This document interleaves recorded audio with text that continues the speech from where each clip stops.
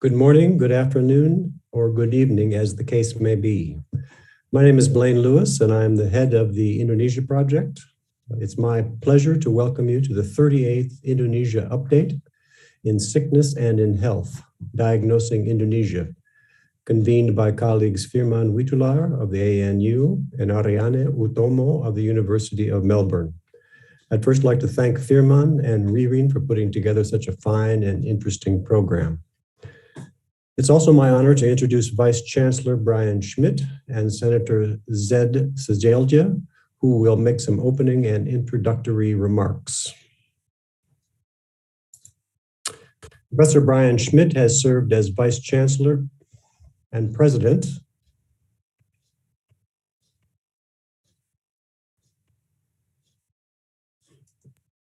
Professor Brian Schmidt has served as Vice-Chancellor and President of ANU since January 2016. Professor Schmidt is one of Australia's most eminent scientists. He was the winner of the 2011 Nobel Prize in Physics. Professor Schmidt spent most of his academic career as an astrophysicist at the ANU Mount Stromlo Observatory and Research School of Astronomy and Astrophysics before becoming VC. The Honorable Zed Seselja is Senator for ACT and was sworn in as Minister for International Development and the Pacific in December of 2020. The minister entered the Senate in 2013 and has served as Assistant Minister across several portfolios, including Social Services and Multicultural Affairs, Science, Jobs, and Innovation, Treasury and Finance, Charities, and Electoral Matters. Thanks very much to both of you for joining us. Let's get started. Over to you, Brian. Thank you. Thank you, Blane. I would also like to acknowledge and celebrate the first Australians on whose traditional lands and airwaves we meet, and I pay my respects to elders past and present. I'm joining on the lands of the Ngambri Ngunnawal people who have been traditional custodians for over 25,000 years. The ANU Indonesia project is a leading international center of research and training on the society and economy of Indonesia. ANU has the largest concentration of scholars working on Indonesia anywhere in the world outside of Indonesia. Now, although the country has made significant improvements on many health outcomes over the last 6 decades, several key indicators have been disappointing compared to those of other countries at a similar stage of economic development, even before the COVID-19 pandemic. This conference will examine the extent to which Indonesia's health system has succeeded in dealing with the many challenges it faces and, more importantly, what Indonesia needs to do to ensure faster progress. Over the next few days, distinguished speakers will address other crucial questions, such as those related to nutrition and epidemiological transitions, and the attempt to offset the degree to which income inequality results in unequal access to healthcare. I'd like to thank the Department of Foreign Affairs and Trade for their continued support of the ANU Indonesia project and the ANU more broadly. I would also like to acknowledge and welcome our distinguished guests who are joining us here today. We are joined by many national leaders and diplomats, including senior government and industry representatives. I would also like to thank Her Excellency Penny Williams, Australia's ambassador to Indonesia, and His Excellency Cristiarto Lagovo, Indonesia's ambassador to Australia and Vanuatu, for agreeing to both speak over the coming 3 days. We are joined this morning by Senator the Honorable Zed Seselja, Minister for International Development and the Pacific, who will be speaking shortly. Thank you, Zed, for making the time and effort to contribute to this important conversation. It's also nice to welcome our alumni back to ANU, even virtually. The conference illustrates the strong relationship between ANU and DFAT and between Indonesia Project and the government of Indonesia. I'm looking forward to these continued collaborations and understand that together we can make a real difference. I'll hand over to you now, Senator Seselja. Thank you.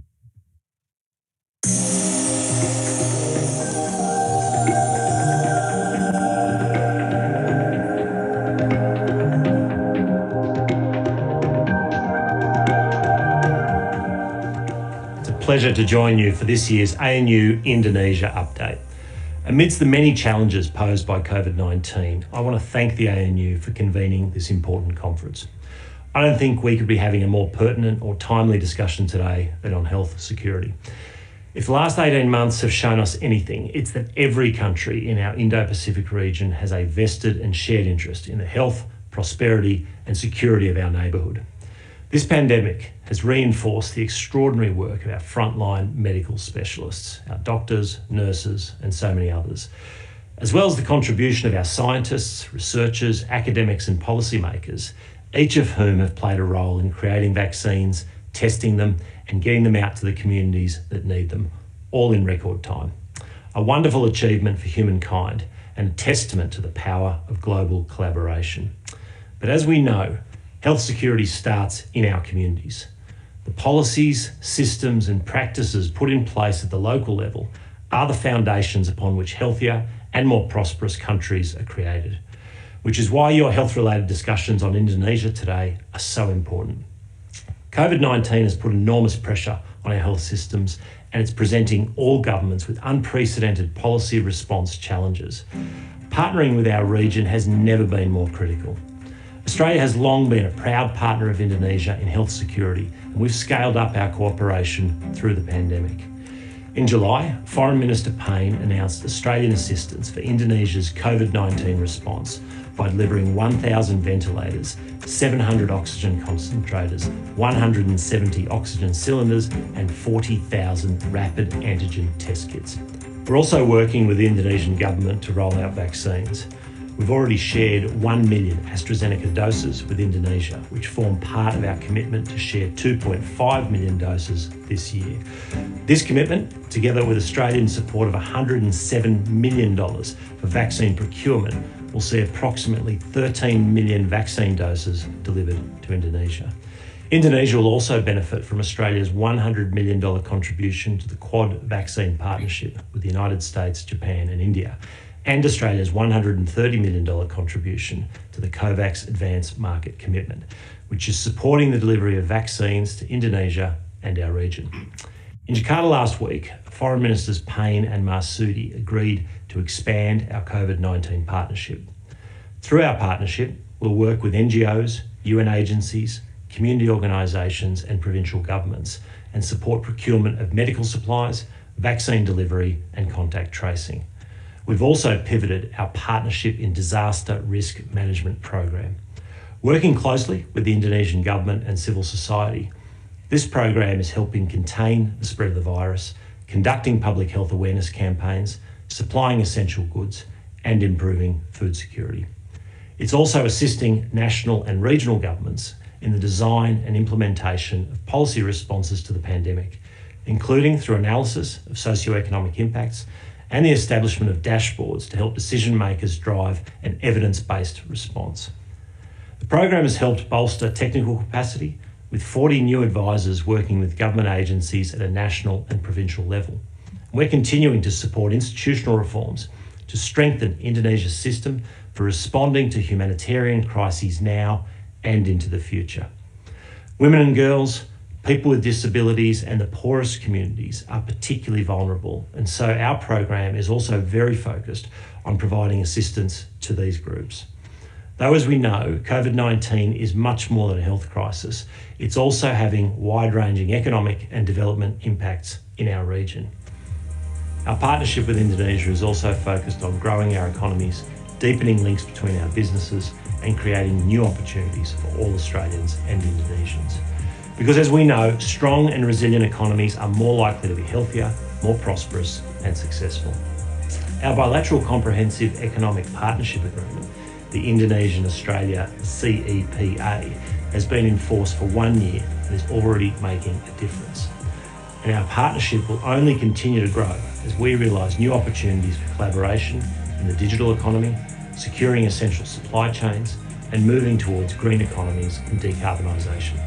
There's a lot on the agenda for our Indonesia partnership, and it continues to go from strength to strength, as demonstrated by Minister Payne and Dutton's successful visit to Jakarta last week. Together, we'll get through this pandemic and we'll work to achieve a healthier, more prosperous and stable region. Terima kasih.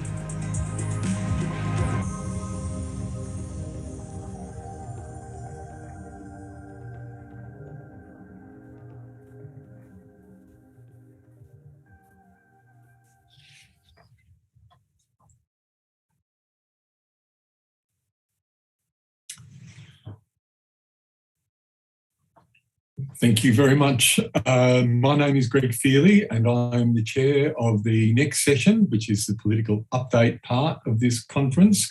But I'd first like to thank Professor Brian Schmidt, ANU's Vice-Chancellor and President, and also Senator the Honourable Seselja, Minister for International Development and Pacific, for their opening remarks.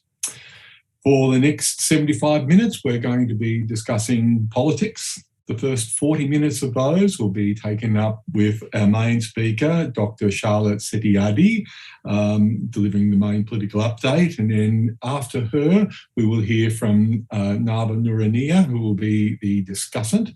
Nava will be speaking for up to 20 minutes. And then the remaining time, probably around about 15 minutes, will be for question and answer. And we will be welcoming people both on Zoom and YouTube to ask questions. I'll give you some details about how you can do so after we have heard from Nava. But our first speaker, let me introduce her. A great pleasure to do so. Charlotte Setiadi is Assistant Professor of Humanities in the School of Social Sciences at Singapore Management University. She is a specialist in ethnic Chinese in Indonesia and in identity politics, and also the Indonesian diaspora around the world. So it's a great pleasure to welcome Charlotte to deliver the 2021 political update. Thank you. Thank you very much, Greg, for that very kind introduction. And before I begin, I would like to, first of all, thank you, the 2021 Indonesia Update Conference organizers, for inviting me to this wonderful forum. It's a great honor to be here. I'm just going to share my screen here. And Greg, please let me know if you see any problems with the screen that I'm sharing. Looking good. Okay, great. We should be there now. Great. I have a lot to get through, so I better get started. Hello, everybody. Selamat pagi. Good morning from Singapore. I would like to begin my presentation to you today by taking you back to President Joko Widodo, or Jokowi's State of the Union Address to the People's Consultative Assembly, or the MPR, that took place just over a month ago on the 16th of August 2021, the day before Indonesia's Independence Day. Jokowi began his speech by comparing the COVID-19 pandemic to a fire. While it burns, the pandemic has taught important lessons and given all Indonesians the opportunity to improve. Jokowi remarked, crisis, recession, and pandemic are like a fire. If possible, be prevented. But if it happens, there are many things that we can learn. Fire burns, but it illuminates at the same time. The president's likening of the pandemic that by then had killed over 110,000 people to an economic recession set the tone for the rest of the speech, where he emphasized the importance of infrastructure and capacity building as Indonesia worked towards structural and economic development. Jokowi said, the pandemic had indeed significantly slowed down our economic growth, but it must not hinder the process of structural reform of our economy. And that while we are concentrating on dealing with health issues, our attention towards the bigger agenda of Indonesia Maju, or Indonesia Advancing, has not lessened one bit. In the eyes of an optimistic Jokowi, the pandemic has brought Indonesia some blessings in disguise and also opportunities.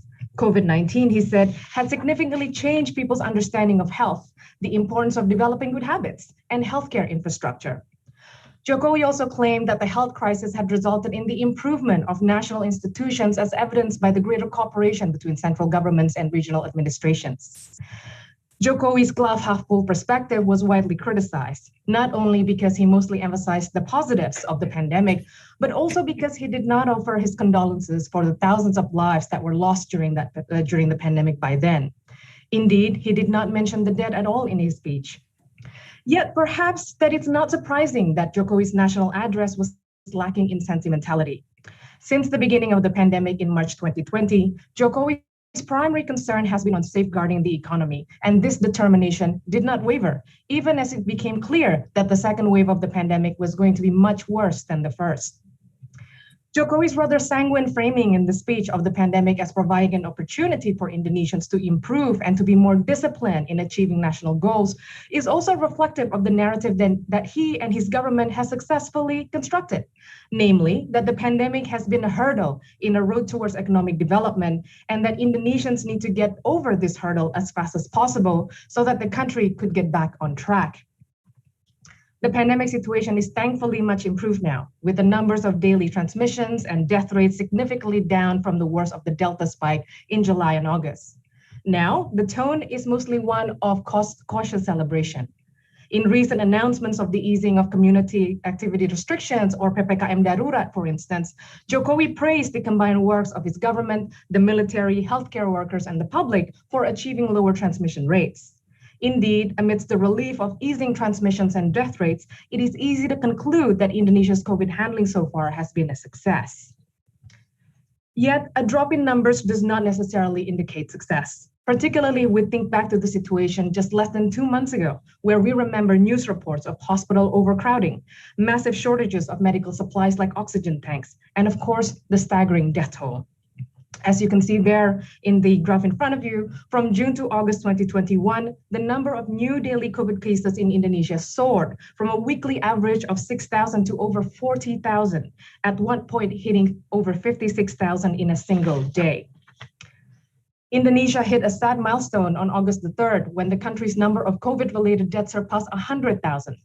During the worst of the Delta spike at the end of July, there was a period when Indonesia had the highest daily toll of COVID deaths in the world, surpassing Brazil, Russia, and India. As of last week, official figures show that over 138,000 people have died from COVID-19. I believe as of today, the number has surpassed 139,000. Many of us present here may have known someone who was directly impacted by this devastation. During the worst of the second wave of outbreaks, government officials blamed the highly contagious nature of the Delta variant.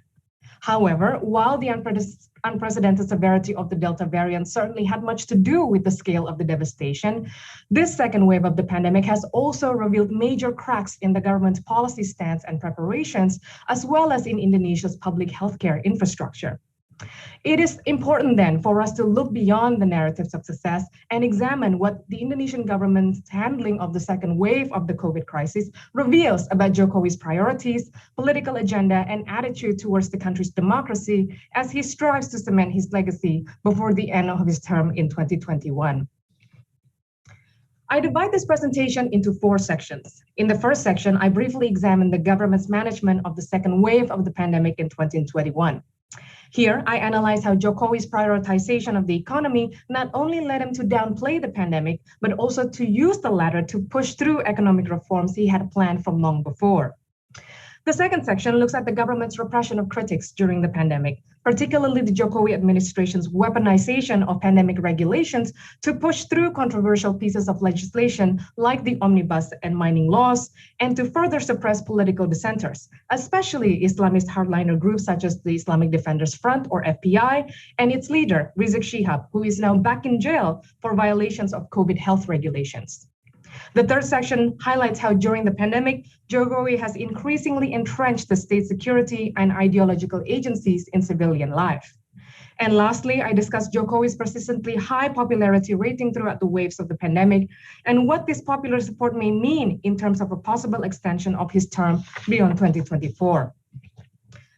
I put forward these 3 main points that I will elaborate with examples throughout the presentation. Firstly, in his approach to the Delta spike, Jokowi was guided by the same prioritization of his economic agenda as during the 2020 outbreaks, but this time with much greater consequences. Secondly, I propose that the COVID-19 pandemic has provided Jokowi with the opportunity to further consolidate power, and he did so by exploiting social mobility restrictions to push through key policy initiatives and narrow the space for opposition. Finally, I end with the point that after 18 months of the pandemic, Indonesia now finds itself with a more centralized government and state institutions, with Jokowi as the key political actor.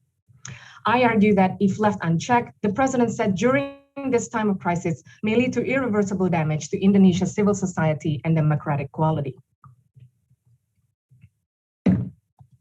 In terms of Jokowi's pandemic handling, there are clear continuities in the management strategies seen last year and this year. As last year's political updater Greg Feely already pointed out last year, Jokowi's pandemic response was fraught from the beginning. By most accounts, Jokowi's administration struggled to produce a fast, coherent, and effective policy to mitigate the crisis from the start. This year, for instance, we have seen again reluctance in implementing early large-scale lockdowns because of economic and political considerations. He has also continued to rely on vaccines to deal with the pandemic in order to avoid lockdowns. And lastly, we have also seen securitization of pandemic handling. This last point I will elaborate in later parts of my presentation, especially in relation to my points regarding the weaponization of pandemic regulations. But this year, in terms of COVID management, like in 2020, this year the central government continued to downplay the pandemic, was sluggish with testing, and opted for localized mini lockdowns instead of large-scale strict lockdowns. Worried about upsetting Islamic leaders and voters, Jokowi also resisted calls for a hard lockdown during religious holidays such as Idul Adha and Idul Fitri. This was despite the certainty that mass movements of those engaged in mudik or coming home for the holidays would cause a spike in COVID transmission rates, just like they did in 2020. As numbers continued to hike up throughout June, it wasn't until early July that Jokowi finally declared an emergency regime of community activity restrictions for Java and Bali. But even then, this measure was only limited to the islands of Java and Bali, covering only 12 out of Indonesia's 34 provinces, even though by then, all of Indonesia's provinces had high positivity and transmission rates. The emergency restrictions were not extended to other provinces until the 26th of July. Indeed, the Delta wave buckled Indonesia's already under-resourced healthcare system. Throughout this update, we will hear from speakers who are much more qualified than I am to talk about the specifics of Indonesia's healthcare infrastructure. So I won't go too much into this. But I will mention that even before the crisis, experts had warned that Indonesia was grossly underprepared for a public health crisis, especially one of this magnitude. For instance, a 2017 study revealed that Indonesia had just 4 doctors and 12 hospital beds per 100,000 patients. This level is far below World Health Organization standards. Traditionally, healthcare had also been one of the sectors most plagued by rampant corruption. There were few financial control mechanisms and oligarchic players dominate the health industry. So consequently, millions of dollars are siphoned off the health system every year, leading to substandard equipment and leaving Indonesia unable to effectively deal with the COVID outbreak when it hit. Indeed, in terms of corruption, in the last year, the government suffered an embarrassing blow in December 2020, when Social Affairs Minister Juliari Batubara was arrested and sentenced to 12 years imprisonment after being found guilty of accepting over $2.25 million in kickbacks from suppliers of COVID social assistance packages. This scandal further undermined the public's already low trust towards government officials and state institutions. To salvage his government's credibility in the public eye, Jokowi appointed the popular former Surabaya mayor Tri Risma Harini, who is widely seen as clean, as Batubara's replacement in the social ministry. Indeed, like last year, this year, Jokowi has also continued to bet heavily on the availability of vaccines, implementing an ambitious mass inoculation program. But with troubles related to low vaccine supply and the lack of infrastructure for vaccine distribution, inoculation rates couldn't compete with the spread of the highly contagious Delta variant. Even today, only about 15% of the country's population are fully vaccinated, and this is well below the government's ambition of 70%. Nevertheless, Jokowi's trust that vaccination was a silver bullet that could end the pandemic led his administration to largely ignore the lessons from the devastation caused by the Delta variant in countries like India just weeks before. Experts had warned that India was too late in imposing their lockdowns, and if countries like Indonesia wanted to avoid the same fate, then they needed to impose tight lockdowns much earlier, as soon as numbers started to increase. As has been much analyzed, the government's reluctance to put in place lockdowns and other early mitigation strategies was largely out of fear that prolonged lockdowns would damage the economy and plunge Indonesia further into recession. It was telling that when Jokowi finally did relent to stricter lockdowns during the Delta peak, he did so because he was advised that not locking down would affect consumer confidence. Charlotte, I wonder, sorry, just a quick hint. The sign language interpreter just asked if you could speak slightly slower because it's difficult for her to keep up. So right, just a slightly slower pace. Sorry, I will try. No, not at all. Not at all. Okay. It took Jokowi 9 months to replace the previous health minister, Terawan Agus Putranto, a controversial radiologist who in early 2020 had insisted that Indonesia would likely be able to steer clear out of the pandemic.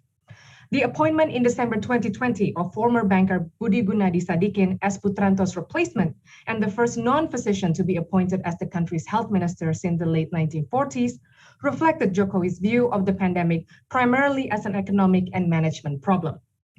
The appointment of Coordinating Minister for Maritime Affairs and Investment, Luhut Binsar Panjaitan, as the head of the pandemic management team is further evidence of this bias. In terms of the government's communication, confusion and public distrust over official figures was even more widespread than during the first wave. At the height of the second wave in July, official numbers from the central government were consistently much lower than those reported by NGOs and grassroots organizations like Lapor COVID or Kawal COVID. While official case numbers dropped by August and into September, the unreliability of the government's data also led to even more accusations that the government was deliberately manipulating and omitting data to hide its own failures and to prioritize the economy. Indeed, the pandemic prompted an economic contraction in 2020. As my colleagues presenting the economic update in the next section will discuss much more extensively, GDP shrank by 2.1% last year as the economy endured its first recession since the Asian financial crisis in 1997. In what was a blow to Jokowi's development agenda, Indonesia lost its prized upper middle income status on the 1st of July 2021 after just 1 year of being in the position.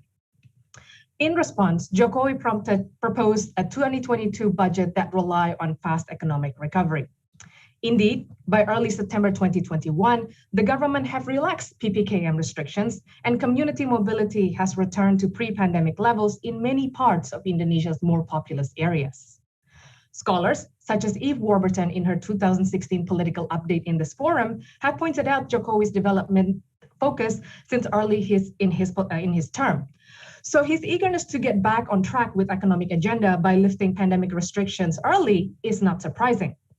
What has been more surprising, however, is the extent of Jokowi's willingness to take advantage of the pandemic and use illiberal measures to push through long-planned economic reforms.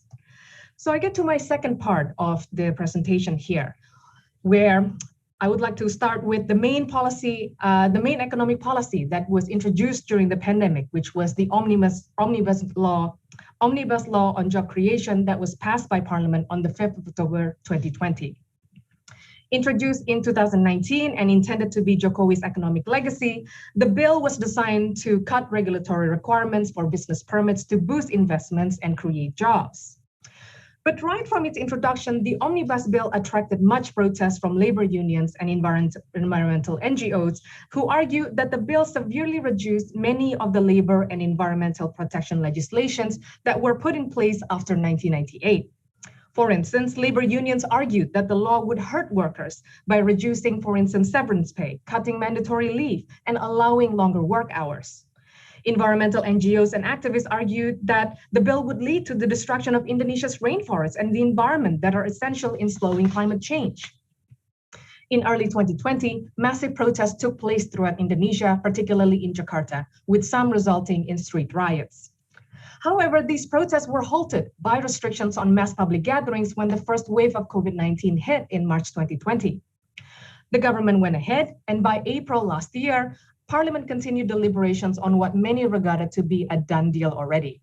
By this point, the omnibus bill was heavily promoted as the country's solution to address the inevitable economic damage caused by the pandemic.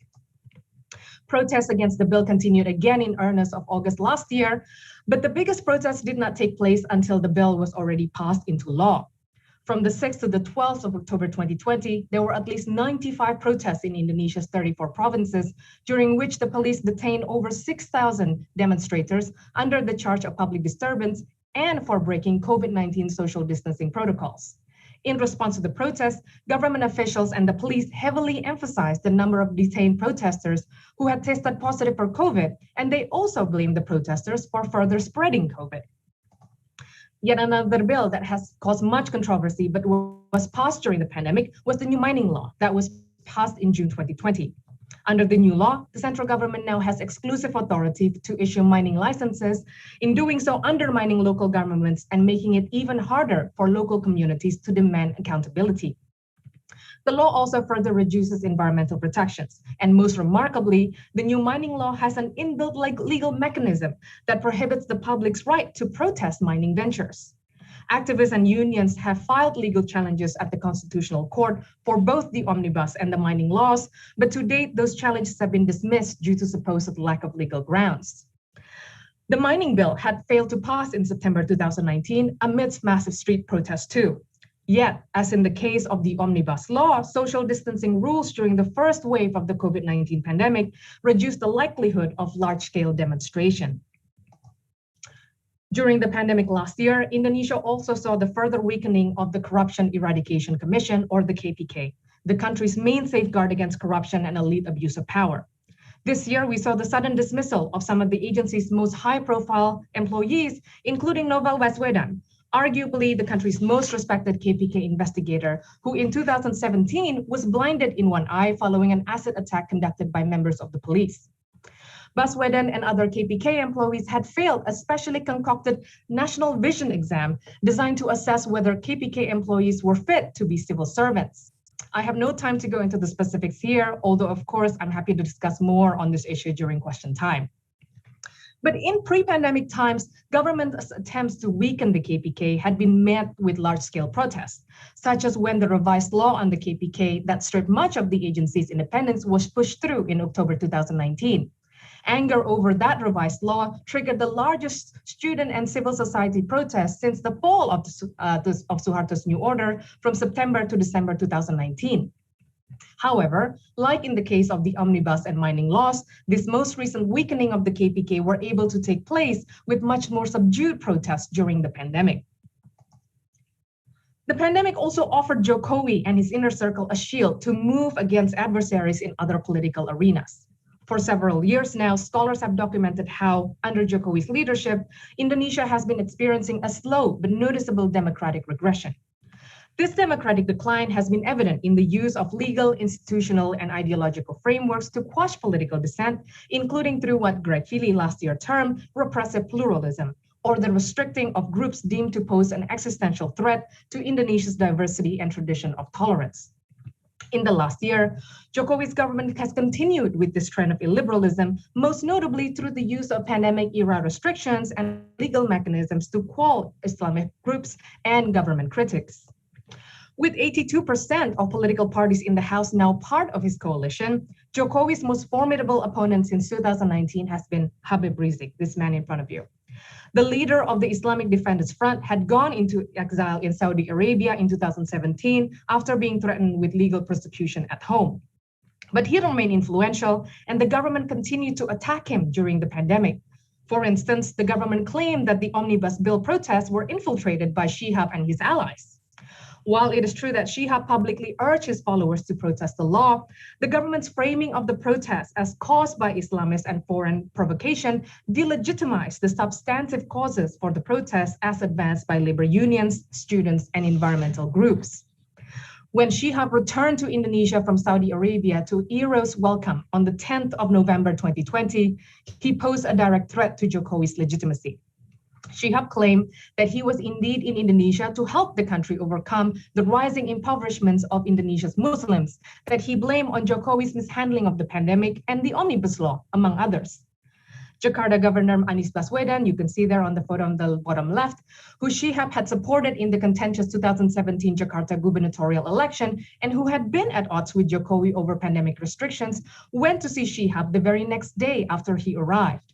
Together, Shihab and Baswedan could potentially inspire the same kind of anti-Jokowi Islamist mobilization that was seen during the 2016 anti-Ahok protests in Jakarta. However, the threat posed by Shihab was very quickly suppressed, using a combination of legal charges that included the incitement of criminal acts, obstruction of law enforcement, and for holding mass gatherings that breached COVID health protocols. Most dramatically, Shihab's eventual arrest came weeks after a highway shootout that happened on the 7th of December, when 6 of Shihab's bodyguards were shot and killed by the police. In January 2021, the National Commission for Human Rights, or Komnas HAM, classified the shootings as a human rights violation and called on the government to open an investigation into the police violence. The police subsequently changed its version of the incident and charged some of the shooters. Nevertheless, Shihab was charged with COVID health protocol violations, and on the 27th of May this year, Shihab and 5 other FBI members were sentenced to 8 months in jail for violating COVID health protocols.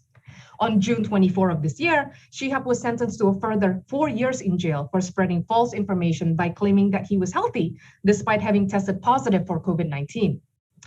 It is important to note here that so far, no other COVID health protocol violator has been jailed as part of their sentence in Indonesia.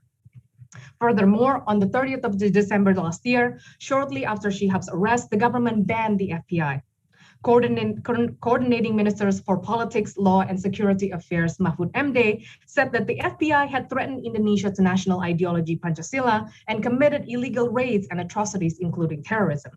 Technically, however, the FBI was disbanded because it had continued to operate after its organizational operating license had expired in June 2019. It is important here then to understand the FBI's eventual banning and Shihab's arrest within the context of the government's repeated attempts over the years to try to suppress them, from terrorism charges to FBI to porn charges for Shihab in 2017. This year, it was pandemic regulations and other legal technicalities that ended up enabling the government to achieve what it has long desired to do. So I now move on to my third section, where, parallel to the repression of opponents during the pandemic, Indonesia has recorded a further deepening of the military, police, and intelligence roles in civilian life. Since he was first elected in 2014, Jokowi has been a keen promoter of greater military and intelligence involvement in civilian life. Over the past few years, Jokowi has allowed the armed forces, particularly the army, a much greater role in the community, including roles that are reminiscent of the New Order's duifungsi or dual function doctrine. However, during the pandemic, Jokowi's use of the military took on a new level. As part of the New Normal campaign, for instance, in May 2020, over 340,000 military and police personnel were mobilized to enforce the government's COVID protocols across the country. This was taken further in early August 2020, when Jokowi issued a presidential instruction that greatly broadened the TNI's role, such as giving them power to patrol villages, to correct pandemic behavior, and to dispense vaccines. Like I said earlier, Indonesia is certainly not the only country in the world that has mobilized the military in its COVID handling. Many established democracies have done so too. However, what makes Indonesia's case unusual is the heavy mobilization of the state's intelligence agency in pandemic handling. The State Intelligence Agency, or BIN's, involvement in COVID management began in March 2020, when Jokowi specifically asked for their assistance in testing and contact tracing and creating pandemic predictions based on their data modeling. Since then, BIN's roles and reach have grown immensely, including, among others, a new medical intelligence unit, funding vaccine developments and trials, disinfecting local areas, and mass testing. I think a lot of us here would agree that these are very much outside the traditional scope of what a national intelligence agency typically does. Indeed, BIN and the military's roles in COVID handling and the broader securitization of the government's public health efforts reflected the government's view of the pandemic as a potential catalyst for political unrest, particularly involving the Islamists. It is not a surprise then that BIN has specifically targeted schools and Islamic boarding, so-called pesantren, in its COVID campaigns, including in vaccination drives. During the pandemic, the police have also seen their role increasing.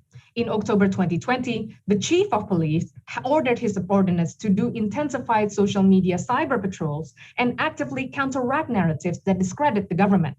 This was followed up by a circular in February 2021 that announced plans to form a virtual police unit. In this endeavor, the controversial Information and Electronics Transaction Act, or ITE law, remains a powerful tool to intimidate or silence critics who express criticism over the government's COVID strategies online.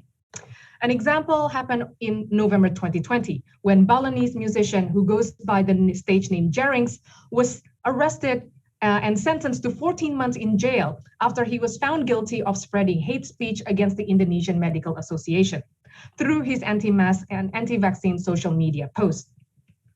While many activists were irritated by his posts, few thought that he deserved jail time for his opinions. Moreover, his jailing opened the door for other citizens to be charged for similarly unorthodox views. This is not to mention the continuing application of the ITE law on non-COVID related matters. Right groups have been asking for another revision of the ITE law since its last revision in 2016. And currently, the law is being reviewed by the government, although the government has made it clear that the ITE law was here to stay and that the proposed revisions were merely intended to reduce ambiguities. With the military, the police, and BIN consolidating their influence at the national stage, it came as no surprise then that Papua, the traditional hotbed of separatist violence, has felt the impact of this trend strongly and most directly. In late April of this year, the government designated Papuan armed groups as terrorist organizations. A few weeks later, in a rush process, the House voted to extend Papua's special autonomy law for another 20 years with revisions that increases the central government's reach in Papua. Amidst this recent unrest, the pandemic took its toll on Papua, and many Papuans refuse to be vaccinated because they do not trust the Indonesian government, particularly as the rollout is being spearheaded by the military. What is happening in Papua presents a textbook case on how the historical memory of prolonged violent repression and distrust towards the government can directly affect COVID management strategies. So I get here to my last section of this presentation, where I talk about the possible third term for Jokowi, a speculation that has been rife. Throughout the pandemic, Jokowi's approval ratings experienced some decline. Surveys carried out by the Survey Institute Indikator Politik, among others, showed that Jokowi's approval rating dropped from 70% at the beginning of the pandemic in February 2020 to 63% during the pandemic in February 2021 and 59% in August. Similarly, public satisfaction with his handling of the pandemic decreased from 67% in April 2021, just before the Delta spike, to 61% in August of this year. But what is remarkable about these numbers is that while there has been a decrease, Jokowi's approval rating remained consistently high. This is despite the country's pandemic crisis and despite the illiberal measures that I've discussed so far. The continued support for Jokowi, despite the country's crisis, has fueled renewed speculation about a possible attempts to keep the president in office beyond the constitutionally anchored end of his term in 2024. The idea of a third-term presidency for Jokowi has been floating around since at least 2019, immediately after his re-election. Jokowi himself has insisted that he didn't agree with the idea, he didn't want it, and that such a proposal was akin to somebody slapping him in the face. On the other hand, however, it was also clear that any amendments to the Constitution would not involve him. It therefore doesn't really matter what he supports or what he's interested in. An amendment would have to be passed by the MPR and does not require presidential endorsement. Thus, it is perfectly plausible for Jokowi to publicly deny any interest for an amendment or a third term, while his supporters could consider and engineer such a move in the MPR.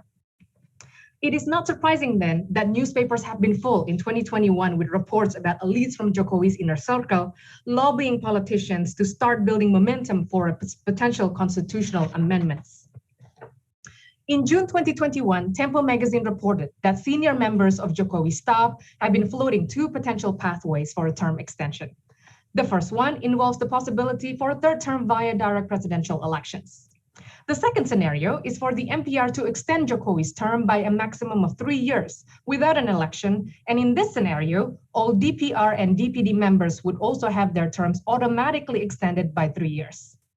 You can see how the second scenario is the more attractive one for parliamentarians and senators, as this would allow them to also stay in power for longer without having to spend the billions of rupiahs required to campaign in 2024. Either of the two options would require at least a third of the MPR members to propose a constitutional amendment, and then for another 2/3 to eventually approve it. However, considering that the president's enormous governing coalition currently encompasses over 82% of the DPR seats, getting a majority vote in the MPR would not be hard, since DPR members make up the vast majority of the MPR.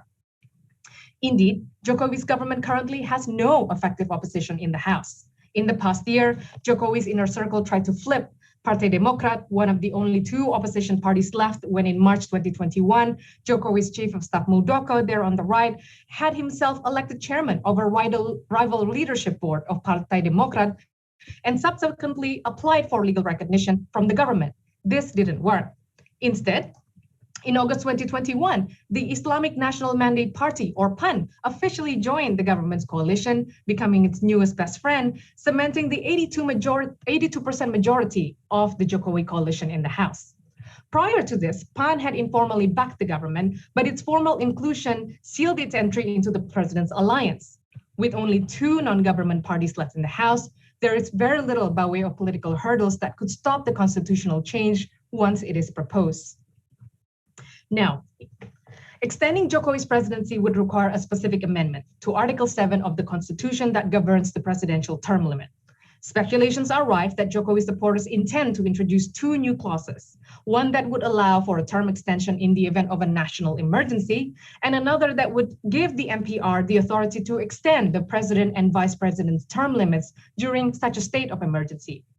The COVID-19 pandemic and the economic recession it would cause obviously make for perfect pretext for the declaration of a state of emergency. These proposals, including the declaration of a state of emergency, could potentially be put forward in a special session of the MPR currently being proposed for August 2023, although there is every possibility that the session could be held sooner if, for instance, the government wants to take advantage of the pandemic to declare a state of emergency. The entry point for such a scenario would be the already ongoing process of amending another article of the Constitution that would return some of the power that the MPR had lost in the post-Suharto era. Currently, the MPR wants to revive the new order's broad guidelines of state policy, or called GBHN, which will be renamed State Policy Outlines, or PPHN. This would give power to the DPR to reject any draft annual budgets deemed to be misaligned to the state's policy outlines. The advocates of this policy initiative insist that the proposed changes are quite minor. But critics have argued that once the Pandora box is open, any change to the Constitution can be made swiftly. This could include, for instance, a proposed amendment to Article 6A of the Constitution that would give back power to the MPR to appoint the president and vice president. The MPR had lost this power in 2002 when the Constitution was amended to allow for the direct election of the president and vice president by the people. If this proposed constitutional amendment were to pass, this would result in a complete undoing of the democratic reforms of the post-Suharto era, and Indonesia would effectively regress back to the days of the new order. It is important to emphasize that much of the discussion around this issue remains purely speculative. Nothing may come out of it. There are strong elite interests possibly colliding with such amendments. For instance, Prabowo Subianto, now defense minister and part of Jokowi's coalition, wants to be president himself in 2024. For someone like Prabowo to agree to this amendment, he would have to be accommodated with considerable concessions. In the same vein, public opinion polls suggest that most Indonesians are against constitutional amendments that would allow for the president to serve for more than 2 terms. For instance, a survey conducted by Saiful Mujani Research and Consulting in May 2021 showed that 74% of respondents agreed that each president should only be allowed to serve a maximum of 2 5-year terms.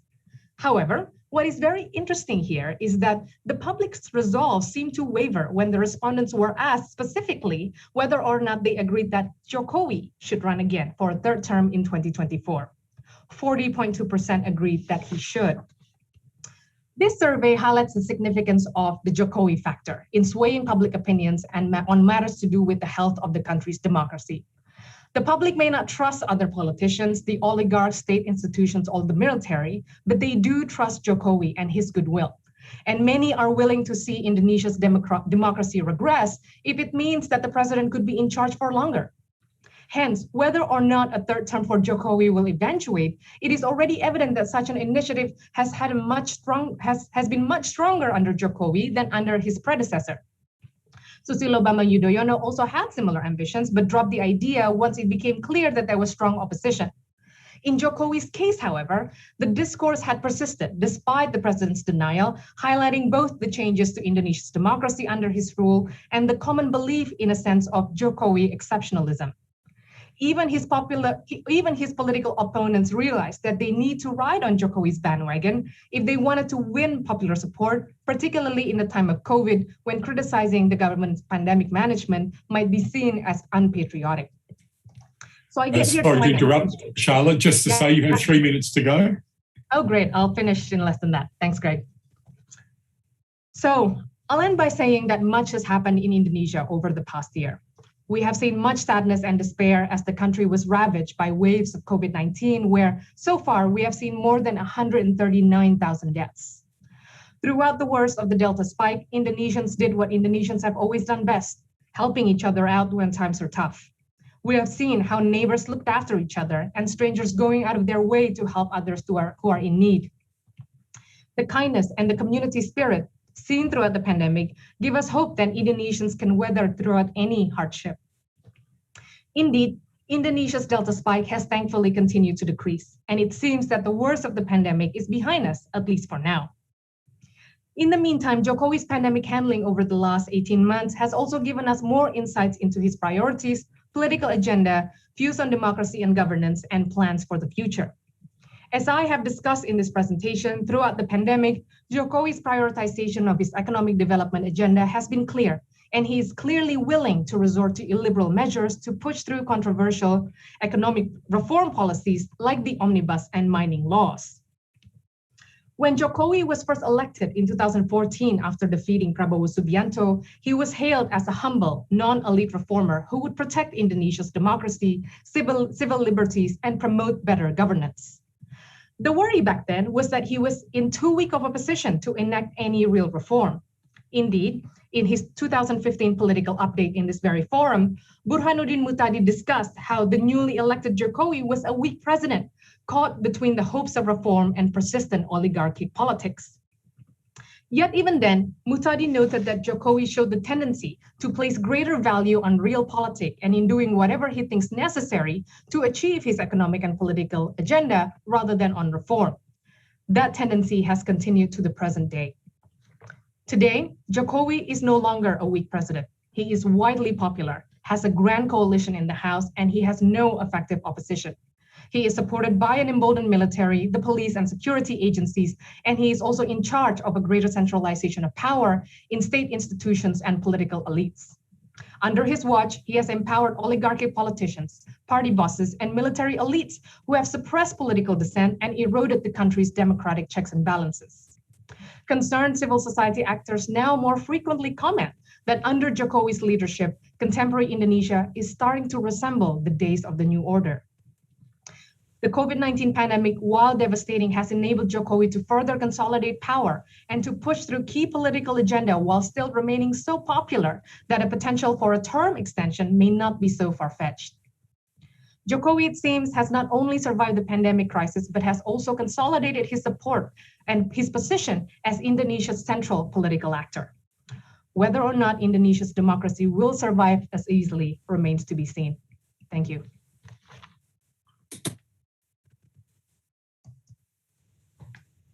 Thank you very much, Charlotte, for a wonderfully comprehensive and clear, really clear presentation about all the political developments over the last year, which is exactly what we're always hoping for in a political update presentation. So thank you very much for that. And it's now my pleasure to invite our discussant to speak, Nava Nuriana. Just a few words on Nava. She will be well known to many people who've followed the Indonesia update for a while now because she's spoken on a number of occasions. Nava is a PhD student in the Department of Political and Social Change at ANU, but she's also very well known for her research on lots of matters relating to Islam, Islamic radicalism, terrorism, the role of women in all sorts of highly conservative networks. And that's also the topic that she's studying for her PhD. But on this occasion, Nava will be making comments on matters related to Charlotte's presentation. So Nava, the floor is yours. Thank you very much, Greg, for the kind introduction. I'm just going to start sharing my screen. Can you see it? Not as yet. Yes, good. Oh, that's good. Okay. Yeah. All right, great. Okay, thank you very much, Greg, for the very kind introduction, and thank you for the Indonesia project team for the invitation. It's my honor to be here again. And first of all, I would like to express my sympathy for those of us here who have been affected by the pandemic in any way or lost your loved ones. I know this is a tough time, but this is also a very important time to talk about all these political developments in the past year. So Charlotte has discussed extensively about the continuing decline of Indonesian democracy, as indicated by the alarming encroachment of the military and the National Intelligence Agency in civilian affairs, the emasculation of Anti-Corruption Commission or KPK through a dubious ideological screening, and most notably, the heavy-handed suppression of dissent. So my presentation will focus on the consequences of state repression on Islamist groups, particularly the Islamic Defenders Front or FPI. I argue that the cost of repression far outweigh its benefits. Charlotte has explained about how the government has weaponized pandemic restrictions to prosecute one of its most formidable opponents, Habib Rizik Shihab, the supreme leader of FPI.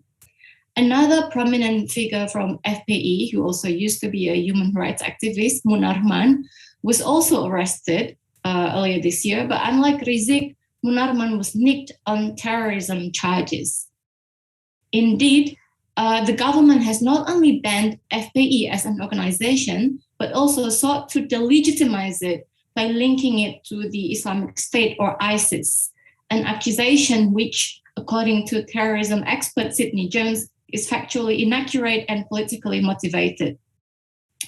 Jokowi's anti-radicalism campaign was initially triggered by concerns over the rising influence of intolerant groups such as FPI and Hizbut Tahrir Indonesia or HTI. But as Greg Feely and myself have argued in previous updates, this policy has gone too far. And one of the manifestations of this anti-radicalism campaign is the crackdown on Islamist groups. So against this background, there are 3 points that I would like to make today. First, I will argue that the repression seems to be effective in undercutting Islamist mobilizing capacity, but not without damaging consequences for democracy. Secondly, I'll talk about how state repression shapes the attitude of Islamist groups towards COVID-19, particularly the rejection of vaccine.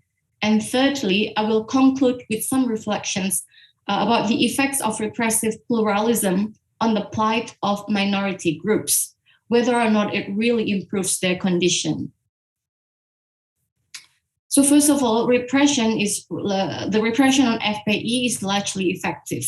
You know, it put Rizik in jail, and with Habib Rizik being locked up, the new reincarnation of FPI called Front Persaudaraan Islam is struggling to revive their organizational structure. FPI has also been failing to draw in large crowds to the extent that it publicly rebuked its own supporters who failed to show up in droves during the trials of Habib Rizik in the past few months. So you can see these two posters here. I think they illustrate the level of FPI's desperation. So on the first,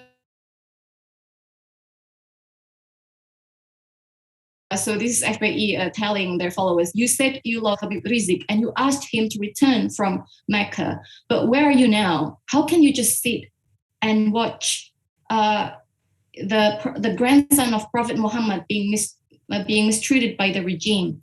Don't just be seasonal activists. They even say, don't be losers. So we can see from through this that the crackdowns seem effective in deterring many Islamist supporters from going to the streets. The question is at what cost? Now, the police tendency, as we can see, the police tendency and willingness to use violent methods in response to demonstrations have increased. We've seen this tendency since 2019 during the post-election riots in which hundreds of police officers were injured and a police dormitory building was burned. Since then, the police has been more willing to use force as a preemptive strategy, as evidence, for example, in the Save KPK protests and the anti-omnibus law demonstrations last year. And particularly in the recent mobilizations that accompanied the trials of Rizik Shihab, the police has consistently deployed large forces and brazenly shot tear gas at the protesters, even when they came unarmed and in relatively small numbers, only a few hundreds or so. We also saw the indiscriminate arrest of demonstrators has become more common than ever before. Furthermore, the fact that the shooting of 6 FPI personnel last year only drew minimum criticism means that one of the major barriers to police violence, namely fear of public backlash, has decreased. Thus, the crackdown on intolerant Islam does not strengthen democracy, but rather accelerates its decline. At the same time, the police excessive use of force makes Islamist opposition even more aggressive, with FPI leaders increasingly condoning combative street protests. Look at the posters on your right-hand side, which displayed violent imagery. So here in this poster, we've got a medieval-looking man, a Muslim soldier, armed with just a sword, and coming face to face with a much larger and modern police force. And the message says, when the call for jihad comes and the mujahideen are being blocked, the solution is to attack and war. Come from all directions. Don't be afraid of getting imprisoned or killed. Let's storm the Jakarta High Court and free our Grand Imam. Write a will for your family, as in prepare to die. So this is something new and different, and certainly a far cry from the images of super peaceful rallies that we saw in 2016 during the anti-Ahok protests. I'll see if I can get rid of this.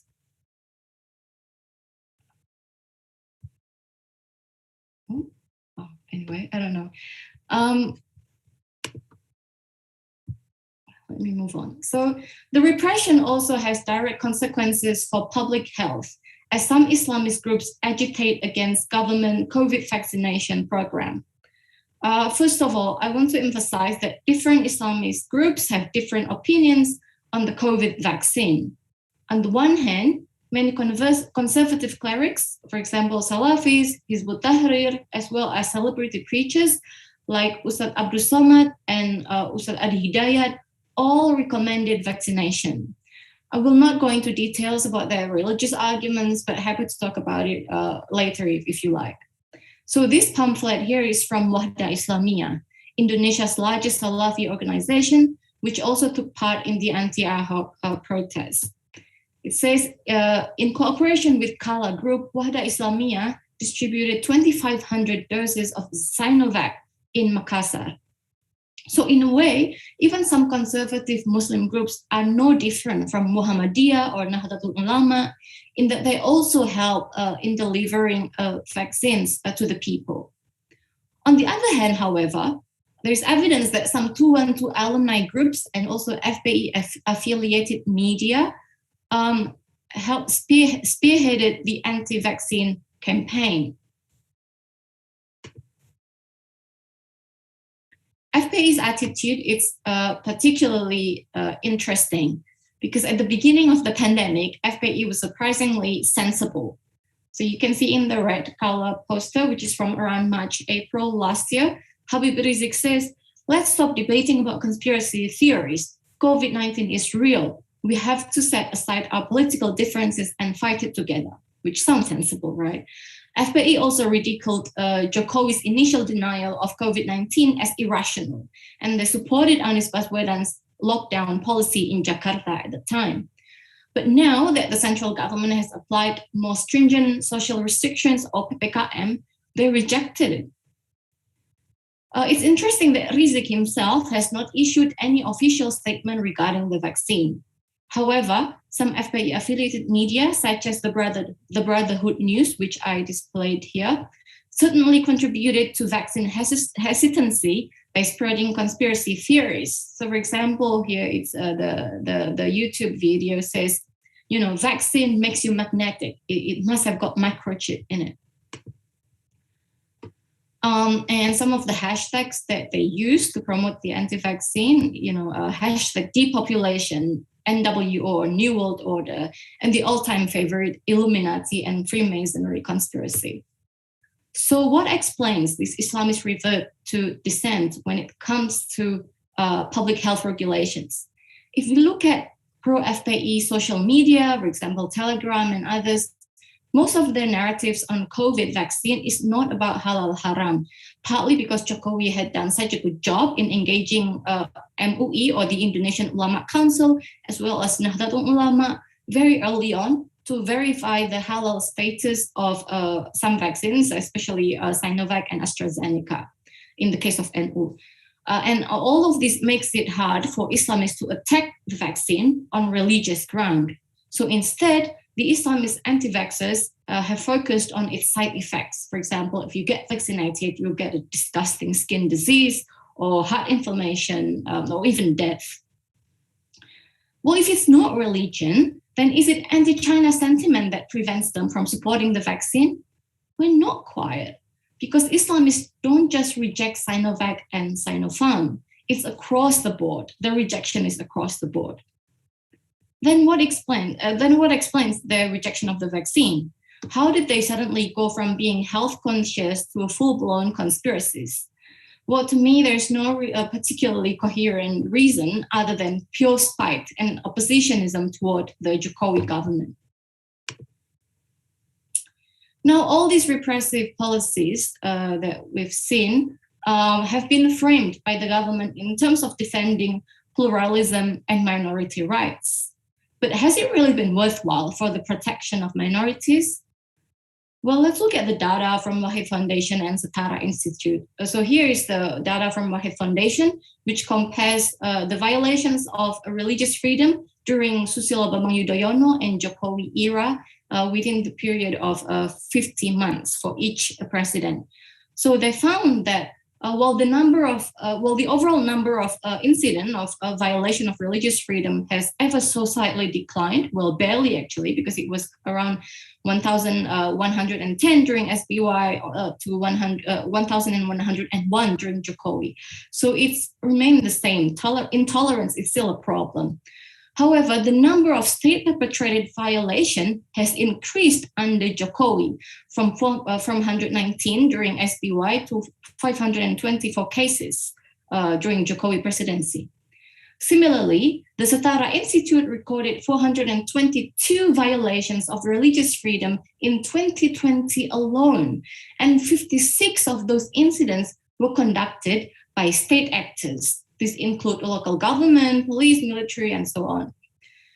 Rights groups have also reported a growing persecution against the LGBT community, including through police raids and so-called gay power laws and private parties. Let's just go back to the religious freedom issue. In terms of religious minorities, who have been mostly targeted? It's non-Muslims, yes, but the most impacted one are actually the minority heterodox sects within Islam, especially the Ahmadiyya and Shia. So let me focus on the plight of these two communities under Jokowi administration. Now, many of you here would have remembered what happened, the violence against a small Shia community in Sampang, Madura, back in 2011. These people were tortured and kicked out of their village. And after that, their leader was thrown into jail, and some 500 members of the community, including a lot of women and children, were displaced. So today, 10 years later, these internally displaced people remain in limbo.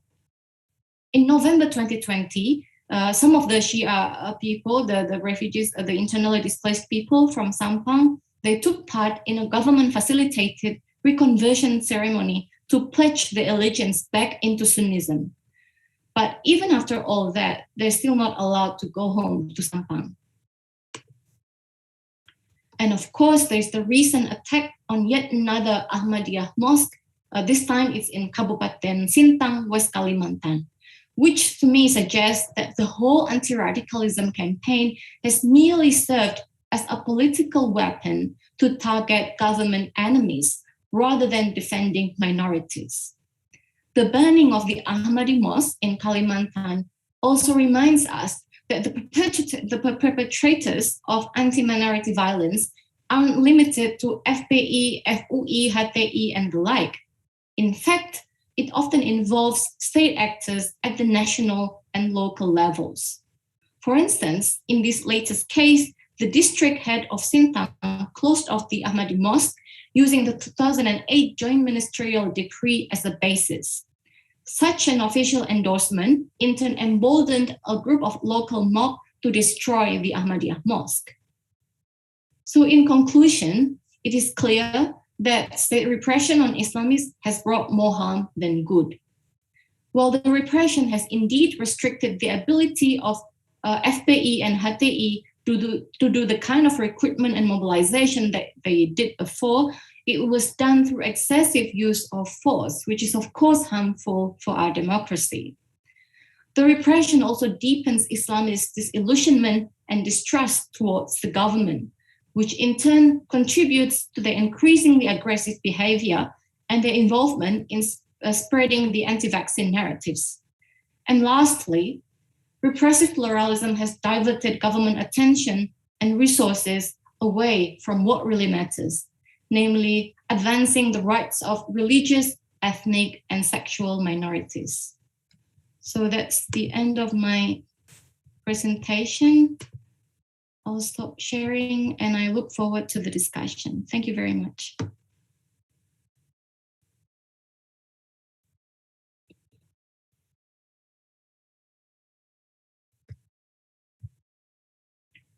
Sorry, Greg, you're still muted. Thank you very much, Nala. I would thank you for your talk and how it complemented Charlotte's presentation and gave us a lot more insight into how the Islamic community has responded both to government policies and also to the COVID issue. So thank you very much. In fact, to both speakers, to Nala and Charlotte. So we can now begin with the question and answer, and we have a little over 15 minutes. And as has been made clear, there are two ways, made clear on the chat, there are two ways in which you can ask questions. You can write in the Q&A box, or you can click the raised hand icon.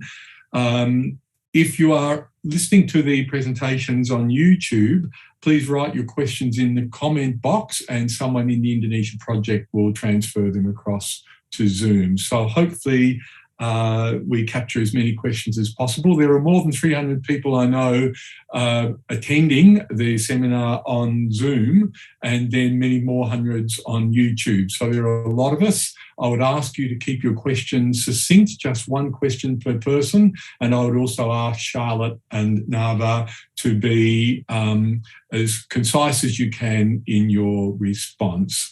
So I think our first question comes from Eve Warburton.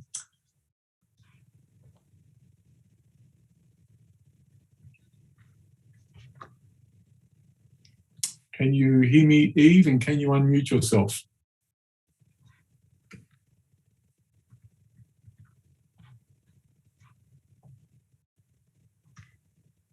Eve said that she's not asking a question, actually. Oh, okay. I got that wrong. Well, we do have a question from an online question, or question from Dorendra Wadana, and he's not live, so he's asked if I can read this, and this relates to the broad guidelines issue, the PPHN issue. So he says, these days there is a plan in legislatures to stipulate within the plan of a constitutional amendment a legally binding long-term plan, the PPHN. This law aims to safeguard, in inverted commas, a multi-year program such as capital city relocation. I would like to hear from you, and I think, Charlotte, this is directed to you, about this and its impact possibly to the future political setting. Great. Thank you very much, Darendra. And my apologies if I have missed any of your questions in the chat box, because there's a lot of buttons and things flashing at me at the moment, and Greg too, and we're both a little bit confused as to which one. Okay, I'm going to try to address this question. And Nava, I think you've done a bit of research on this too, so please jump in as much as possible. So thank you for this question. Yeah, this is one of the worrying proposals to the constitutional amendment that the MPR is currently trying to push through in for a special session of the MPR meeting that is scheduled for, at least at the moment, August 2023.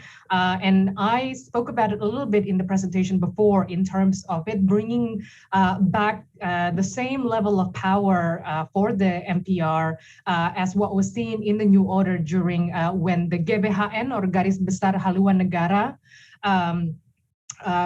had back during Suharto period, but now it's going to be called Pokok-Pokok Haluan Negara. And like you said before, the law aims to safeguard a multi-year program and to make sure that the government has like a 5-year plan, a 10-year plan. And the implication to this is that any Indonesian government, any Indonesian president, if they propose a plan or if they propose a budget that is deemed to not be aligned with these state policies, main state policies, then it could be knocked back by the DPR, right? So this is quite dangerous because, of course, as we know, in both the DPR and MPR, there are strong oligarchic and political elite interests, right? And also in terms of putting safeguards against changes in plans to do with things such as the capital city relocation, for example.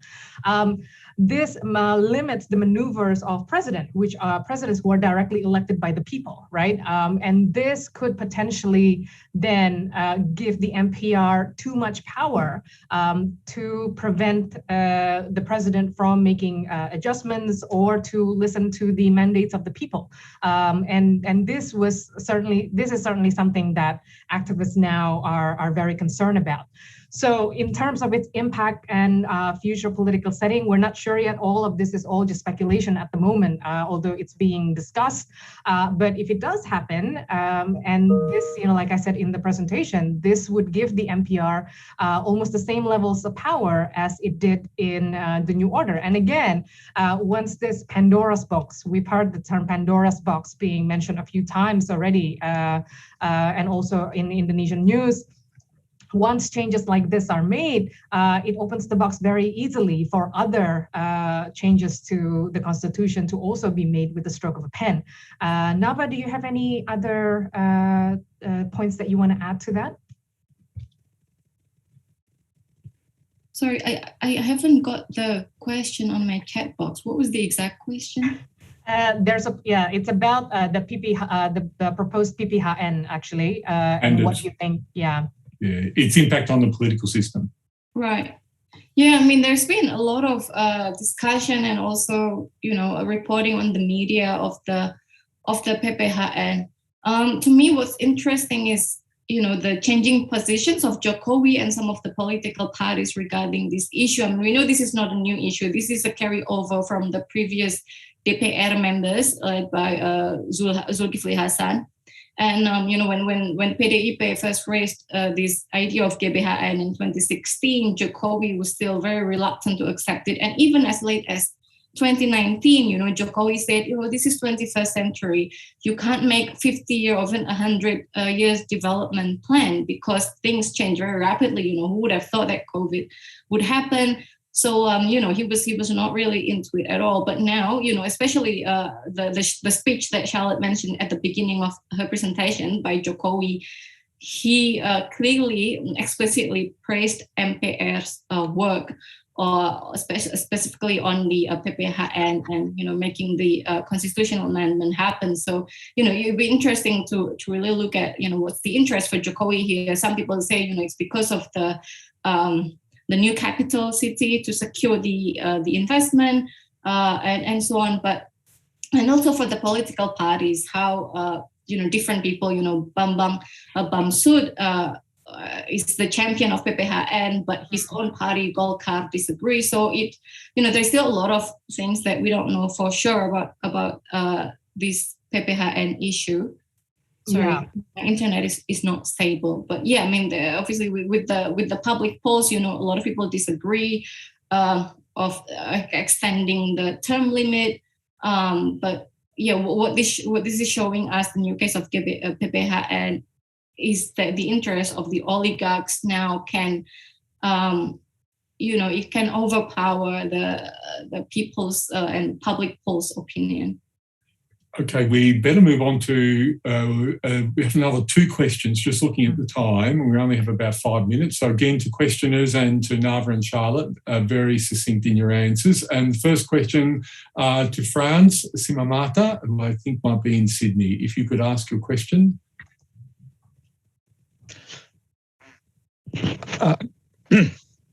Hi, from Sydney. My name is Franz. I would like to ask one for Charlotte and one for Nava. Sorry, Franz, just one question, please.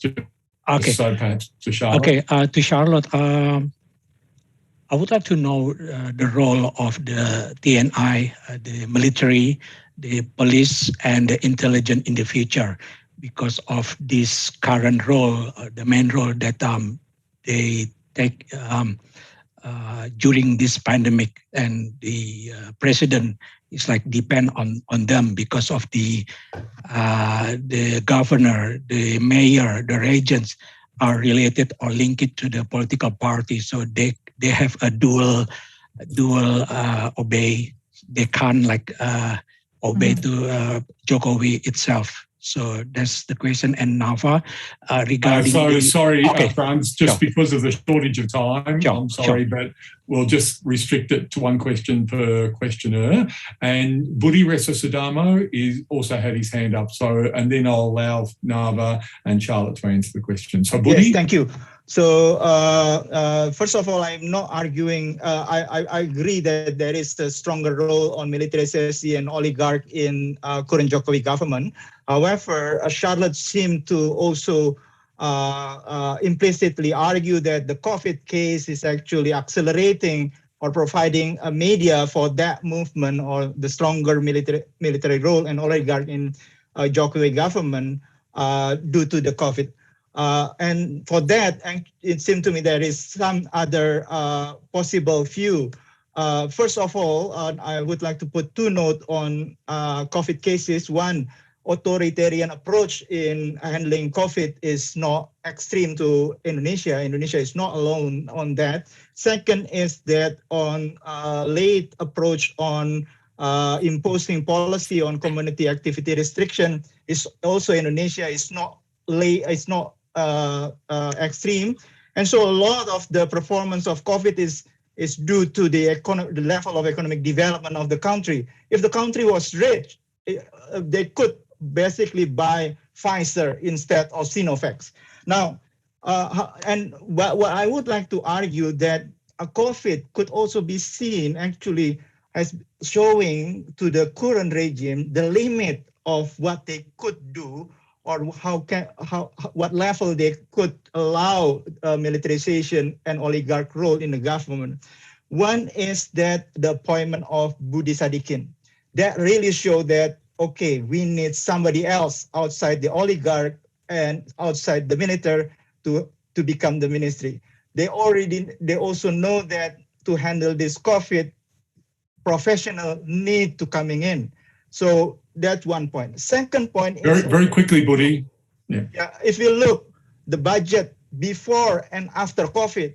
Before COVID, a lot of the budget are on infrastructure that allowing oligarch actually rip from the budget. But right now, Jokowi cannot do that because a lot of the budget has to be dealing with the COVID impact. And also, for having this budget, Jokowi also realized that he need to have a loan as much as 40% of the budget. Then he knows that the military and oligarch might not be approached. So what I would like to say is that COVID actually show that to all position Recording since in 1940 progress. to be health minister. Yes, he is a relative outsider from the political elite, but he was a banker for Bank Mandiri, which is a state-owned enterprise. And he himself has very much been saying all the things that are within the government's narrative about pandemic handling. For instance, when he was asked about what he thought about BIN's greater involvement in COVID handling, he said, well, the pandemic is like a war. I didn't include that quote in the presentation, but he did say that, back in the New Order days, they used to do wiretaps in terms of their work, but now they use testing kits instead, right? So he's very much on board. And this is not the first time that the likening of the pandemic in terms of it being like a war has come out from him and also from other ministers and government officials as well. So what else? Did I miss anything, Greg, from I think you've got most of it. Okay. And Yeah. Nava, did you want to also weigh in on an answer to that too? No, but there was another question before we got cut out that was directed to me. Can I answer that one? Vivek, yes, about MUI. Yes, Yeah. please. Yeah. There was a question about why did the Islamists lack unity in terms of their attitude to the vaccine. So I was mentioning that, I was mentioning different Islamist groups. There is FPI, there is Wahda Islamiyah, and other Hizb ut-Tahrir. I think there is two reasons: religious and political reasons. For Hizb ut-Tahrir, for example, which is very interesting, they said, I know that a lot of you hate the regime, which is fine. But don't listen to them. Listen to the health experts. So there's some it's common sense. Listen to the health experts. And also they quoted how during the Ottoman Empire they invented a vaccine to chickenpox, or something like that. So there is a basis in Islam of this vaccination. So did the HTI people say.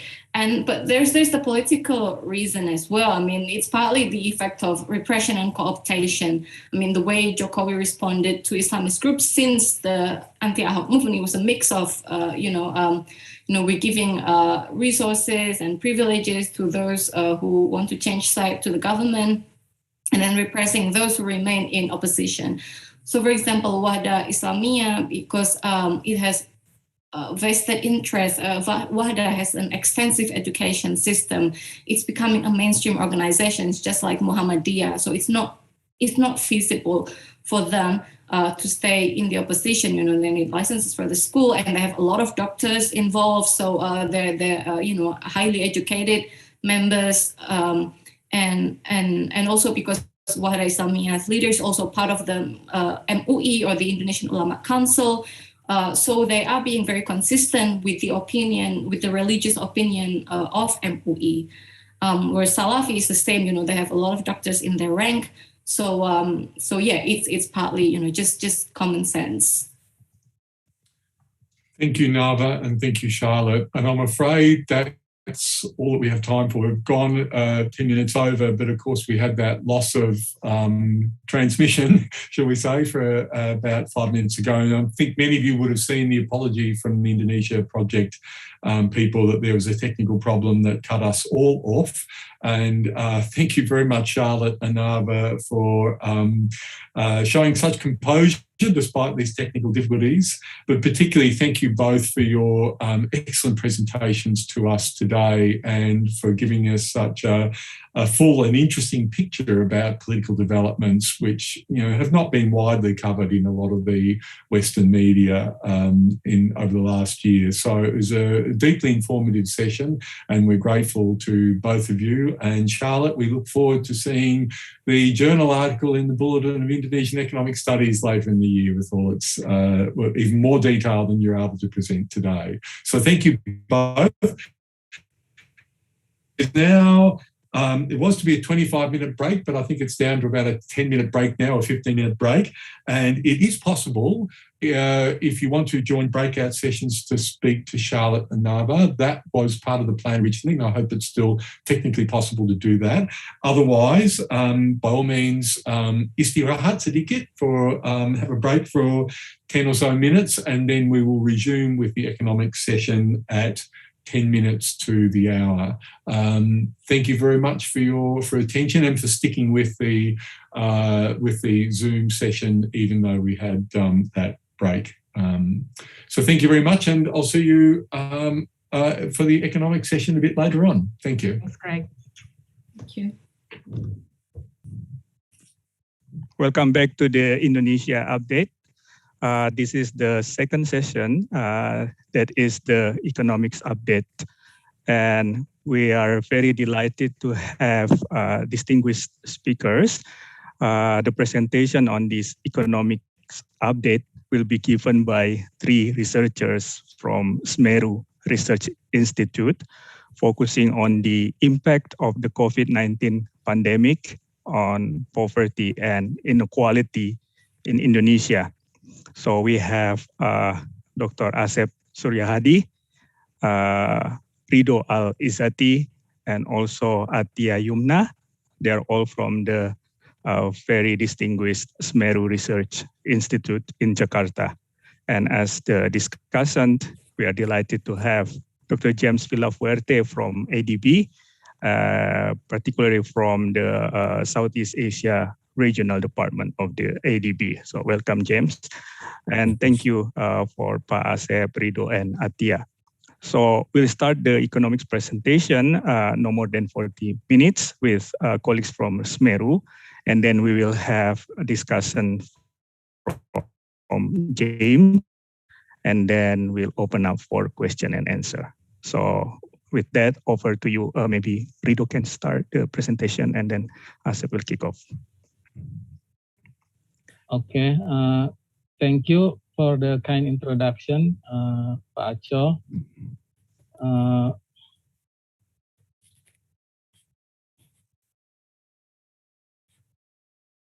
First of all, we would like to thank the conveners of this year Indonesia Update Conference, Pak Firman and Bu Ririn, and also the Indonesia Project for having invited us to present the economic update in this conference. It is an honor for us to speak in this important and prestigious conference on Indonesia. As Pak Acho mentioned, our focus in this economic update is on the impact of COVID-19 and social protection programs on poverty and inequality. Next slide, please.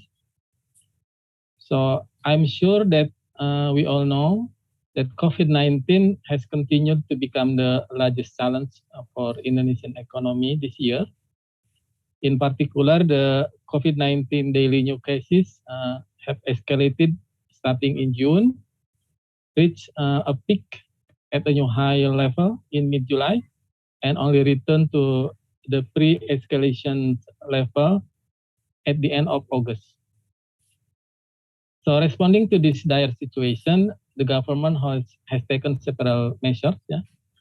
First, introducing stricter mobility and activity restrictions, called originally PPKM Darurat or PPKM Emergency, which later changed into PPKM level 4, 3, 2, and 1. Second, enhancing tracing and testing of COVID-19 suspected cases. Third, accelerating COVID-19 vaccination. And fourth, re-expanded the existing COVID-19 social protection program. Yeah. Next slide. So to help us understanding the channel from COVID-19 to poverty and inequality, we use this framework in this slide. Yeah. So first, the restrictions on mobility and activities, and also fear of being infected by COVID-19 cause declining economic activities. And this declining economic activities then causes declining economic growth and real wages, and also rising unemployment and informality. These worsening economic indicators, together with the social protection programs, jointly determine the distributional impact on household expenditure, which then consequently determines the impact on poverty and inequality. So we will use this framework in explaining the data that we have here, coming from COVID to poverty and inequality. So let's now see in detail the COVID-19 trends this year and the related policies to contain its spread. Yeah. So this figure shows that COVID-19 cases have escalated to a new high starting in June. In this figure, the yellow line shows the trend in COVID-19 daily cases, while the orange line shows the daily deaths due to COVID-19. In this and the next figures throughout our presentation, we use 7 days average to smooth the graphic. So we can see that the escalations of COVID-19 cases started after Idul Fitri holiday in May and the associated mudik traditions where people return from urban center to their hometowns and villages. In addition, the Delta variant of COVID-19, which is more infectious, was first detected in Indonesia in June. So these two factors, mudik and the Delta variant, have been identified as the causes of the escalation of COVID-19 cases starting in June. The graphic shows that the escalation was more or less ended by the end of August or early September, with the number of daily cases back to the pre-escalation period. From the figure, we also can see that the number of deaths due to COVID-19 every day moves in parallel with the number of daily cases. Next slide, please. So in this slide, we try to compare the COVID-19 situation in Indonesia with other four Southeast Asian countries, Malaysia, Thailand, the Philippines, and Vietnam. In these figures, the orange line shows the total COVID-19 cases, while the yellow line shows the COVID-19 cases per million population. So the figures show that the recent escalations in COVID-19 cases did not occur only in Indonesia, but also occurred in the other Southeast Asian countries. In absolute number, Indonesia had the highest total COVID cases at the peak. Yeah. However, if we calculate the cases per million population, actually Malaysia, which holds the record. Yeah. Continue with the next slide. In this figure, we show the number of people tested for COVID-19 daily in the yellow line. Meanwhile, in the orange line, we show the positivity rate, which is the proportion of positive cases from the total number of people tested. Yeah. We can see that following the escalation of positive cases, the number of people tested increased also from around 30,000 in June to around 160,000 per day on average in August. Unfortunately, the positivity rate also increased quickly, reaching more than 30% in August.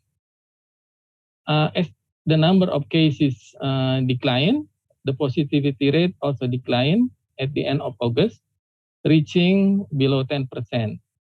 And we see from media reports that this week, the positivity rate is around 3%, which is already below the WHO threshold of 5%. Next. So the next very important measure to overcome the COVID-19 problem is vaccination. In the figure here, we saw three graphics related to vaccination in Indonesia. First, the blue line shows the COVID-19 vaccine doses administered daily. Indonesia has increased the daily doses to reach above 1 million shots per day in August. Second, the yellow line shows the proportion of target population that has received full vaccination. Around 20% of the targeted population have received full vaccination by the first week of September. And finally, the orange line shows the proportion of the targeted population that have received at least one dose of COVID-19 vaccine. Around 1/3 of the target population have been vaccinated at least one dose by early September. Next. So now let's move to the indicator of declining economic activities. As I have mentioned earlier, one of the policy response from the government to the new escalation of COVID-19 cases is to introduce stricter mobility and activity restriction, the PPKM Darurat or PPKM Level 4.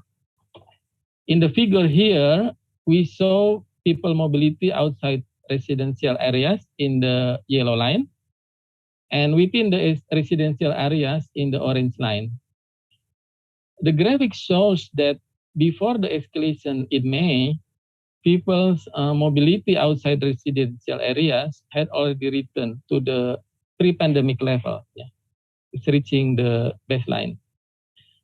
We can see that the PPKM Darurat was able to reduce mobility very significantly, although the drop in mobility was not as deep as the PSBB in April last year. Yeah. As the restrictions were gradually eased, as cases fell at the end of August and early September, mobility then increased again, indicating resumptions of economic activities. Now let's see what happened to the economic indicators during this COVID-19 period. Yeah. For this section, the latest data that we have is the second quarter of 2021 for national account data, February 2021 for labor market data from Sakernas or the National Labor Force Survey, and March 2021 for poverty and inequality data from Susenas, the National Socioeconomic Survey. In this figure, we know that in the second quarter of this year, Indonesia experienced the first positive economic growth in a year by 7.1%. In this figure, the yellow line shows the quarterly economic growth measured year on year, while the orange line also measures quarterly economic growth, but measure quarter on quarter. Yeah. The positive growth means that we are out of the recession and entering the recovery. The relatively high economic growth reflects the low base due to the deep contractions in the second quarter of 2020, where we had a negative economic growth of minus 5.3% last year. In the next slide, we compare Indonesia's economic growth with the same for other Southeast Asian countries. Yeah. The orange bar shows the economic growth in the second quarter of last year, and the yellow bar shows the economic growth in the second quarter of this year. It seems that this figure confirms that the low base explanations of the relatively high economic growth in the second quarter of 2021. The figure suggests that growth in the second quarter of this year is correlated with the contraction that occurred in the second quarter of last year. As we can see, Malaysia and the Philippines, which suffered the largest contraction last year, they enjoyed the highest growth this year.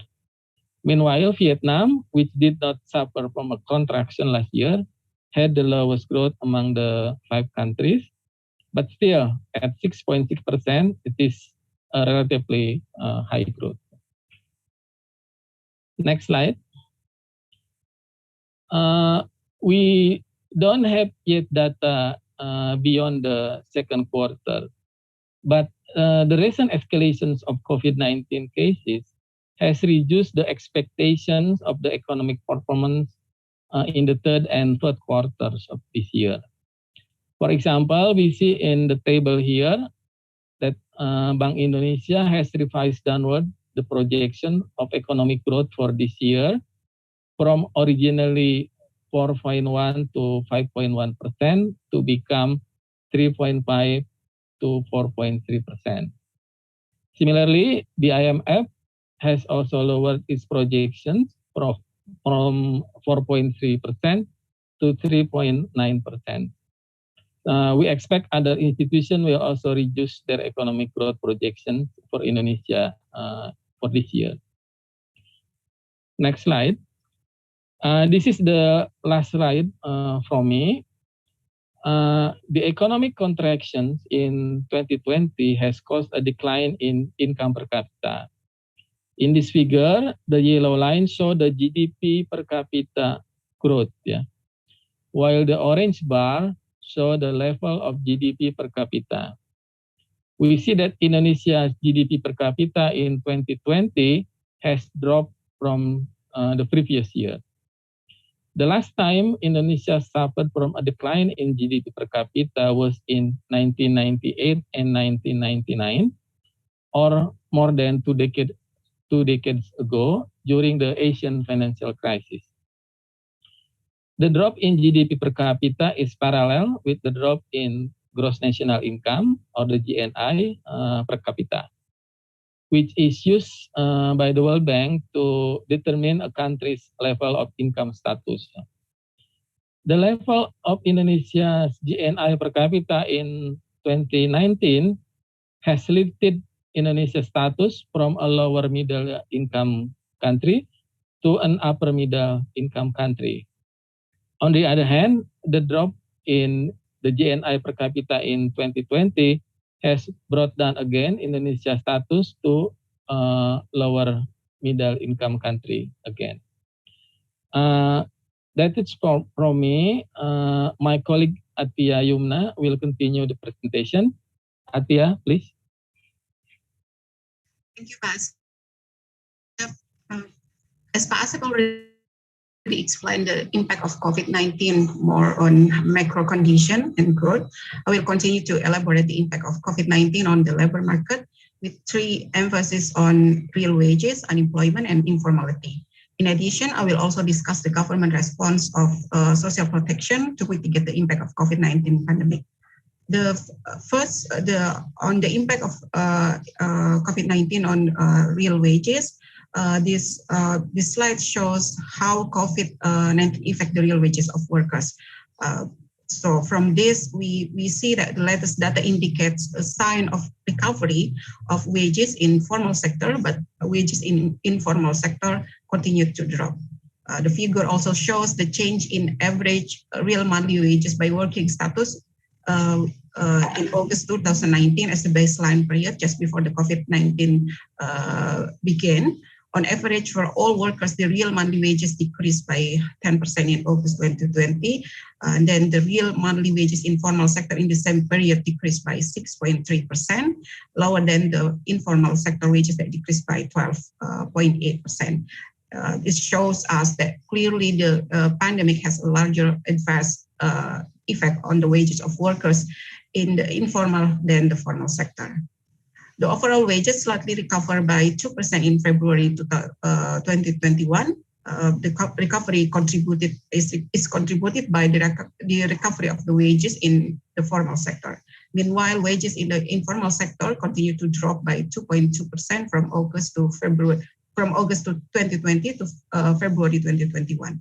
This trend again indicates the uneven recovery from the two groups of workers. Next, Rido. So next slide shows us the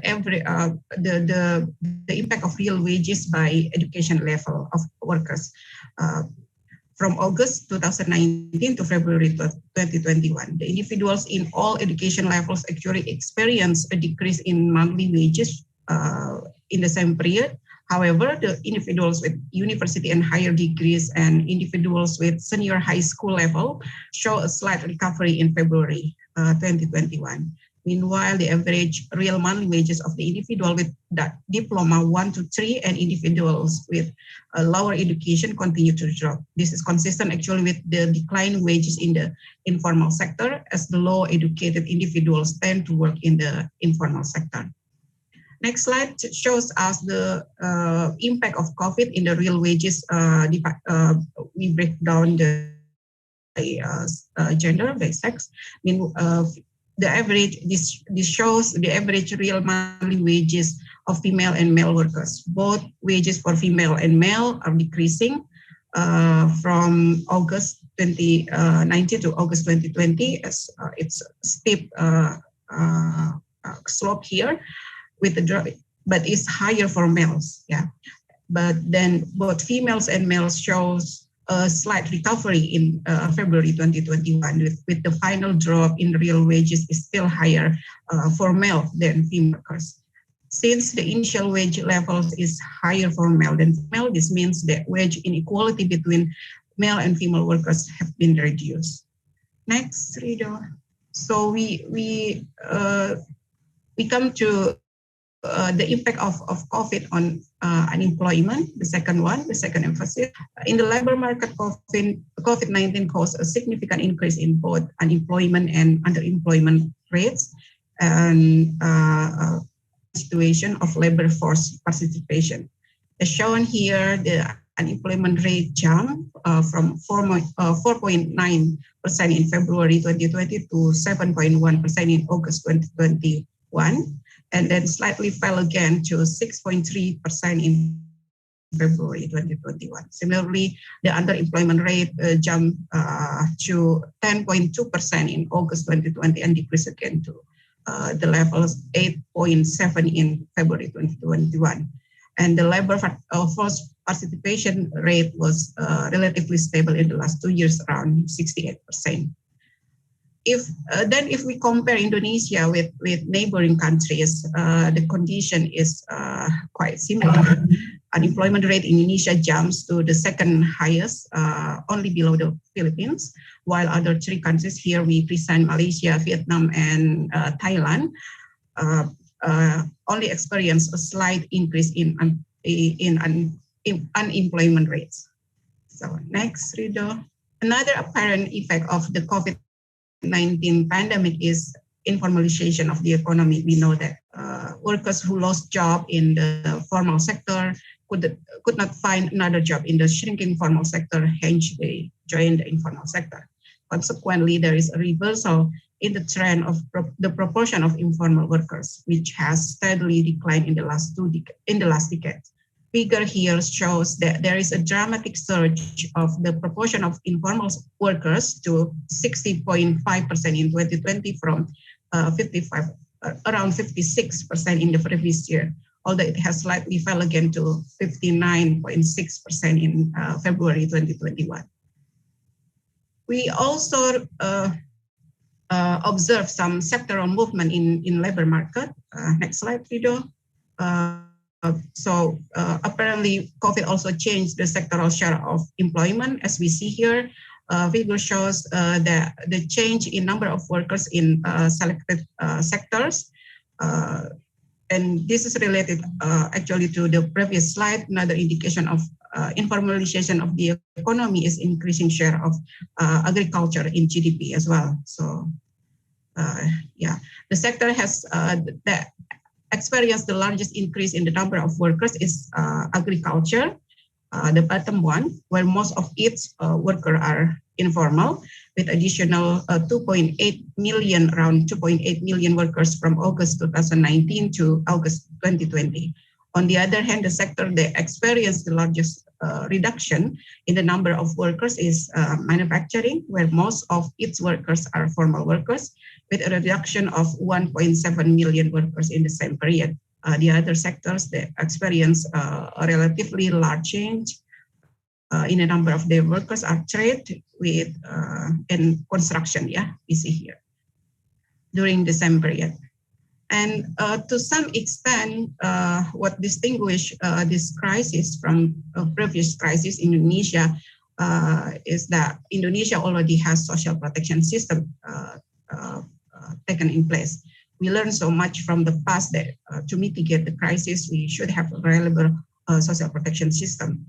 And to do so, the government actually initiate or launch the National Economic Recovery Program, or Program Ekonomi Nasional, in early of the pandemic. The figure shows the budget allocation for PEN initiative, for the National Economic Recovery Program initiative in 2020 and 2021. The total budget allocation for PEN program slightly increased from 695 trillion in 2020 to 745 trillion in 2021. There is also a significant increase of the budget allocation for the health sector, as contributed by the provision of COVID-19 vaccine in 2021. Meanwhile, we see here there is a decrease in the allocation for social protection program from 230 trillion in 2020 to 187 trillion in 2021, reflecting an optimistic socio-economic condition in 2021 during the budget formulation at the end of 2020. So as of July 2021, we know that the realization of the budget for PEN initiative has reached around 44%. The next slide shows the details of the social protection program implemented in 2021. Most of the program actually from the 2021 implementation continued with slightly different coverage or budget or timeline. Yeah, the total budget allocated for social protection program declined from 256.8 trillion in 2020 to 98.5 trillion in 2021. So as a consequence, the ratio of social protection budget to GDP actually declined from 1.66% in 2020 to 1.21% in 2021. So to compensate for the strict restriction measures introduced through PPKM Darurat, the latest one, level 4, the government introduced 2 new social protection programs. First is the rice assistance given to 28.8 million households, which already receive other social protection programs like BST and Sembako. And the second is, I think, the additional basic food assistance called Sembako, given to additional around 6 million affected households for 6 months from July to December this year. I think that's all from me. Now, Rido's turn. Okay, thank you, Mbak Atia. I continue the presentation. I explain a little bit about distributional impact of social protection programs on household expenditure, and then I show you the poverty and inequality trend in recent year. Next, in this slide, we conduct a simulation to assess the distributional impact of social protection program on household expenditure during pandemic. This yellow line is the actual change in expenditure from September 2019 to September 2020. And this orange line is the simulated change in expenditure without social protection. So this simulated change in expenditure is calculated by subtracting the actual expenditure with the benefit from social protection programs received by the household in September 2020. We use a big 4 of social protection programs available in Susenas data conducted by Statistics Indonesia or BPS in September 2020, including conditional cash transfer, unconditional cash transfer, and the food assistance programs.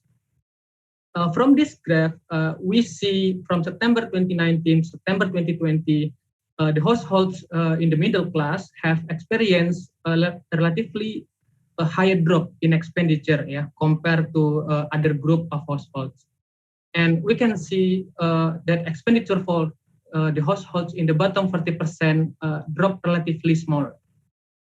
And from the simulated change, we can see that the expenditure would drop even deeper for the household in the bottom 40% if there was no social protection programs implemented in 2020. This indicates that social protection programs play a role in mitigating the impact of COVID-19 pandemic. And next, I'll show you the poverty and inequality trend in recent year.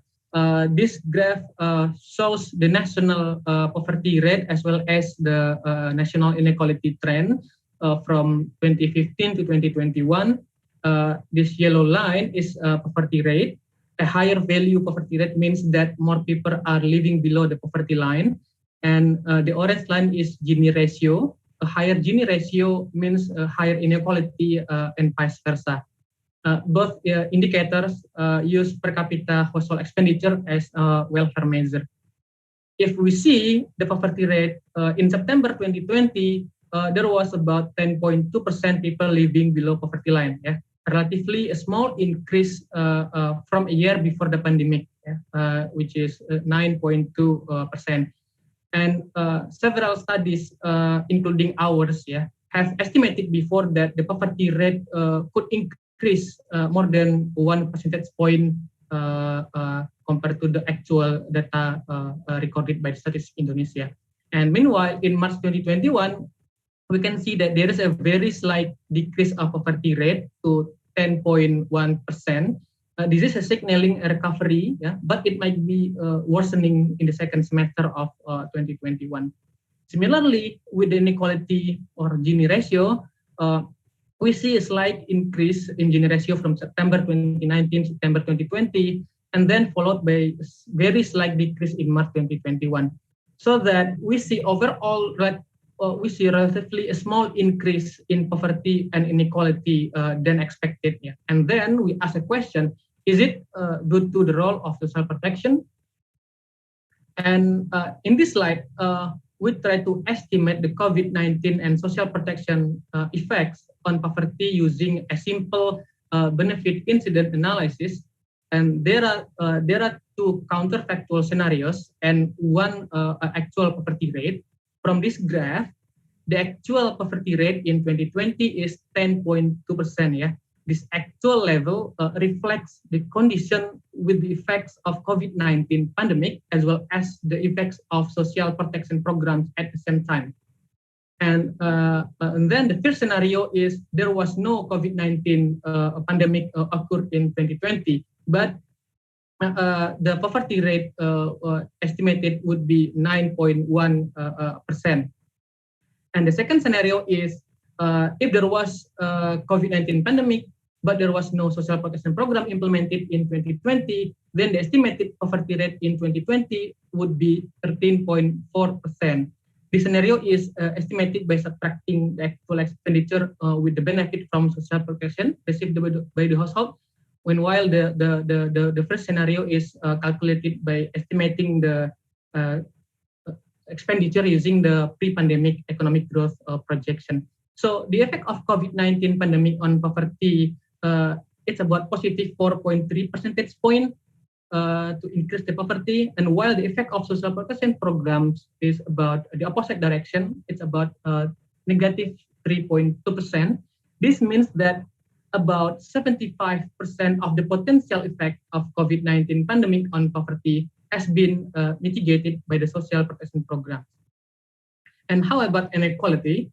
Next, similar with the poverty, this graph shows the estimated effects of COVID-19 and the social protection programs on inequality in September 2020. Again, in the first scenario, if there was no COVID-19 in 2020, the estimated Gini ratio in 2020 would be lower than actual inequality recorded by the Statistics Indonesia. Second scenario, if there was a COVID-19 but no social protection program implemented, then the estimated Gini ratio in 2020 would be higher than actual Gini ratio. So that the effect of COVID-19 on inequality to increase it by positive 0.021, while the effect of social protection program is to reducing the inequality by negative 0.013 point. This means that about 62% of the potential effect of the pandemic on inequality has been mitigated by the social protection programs. As a conclusion from our overall presentation, we see the COVID-19 escalation has lowered down the expectation of the economy in the second semester of 2021.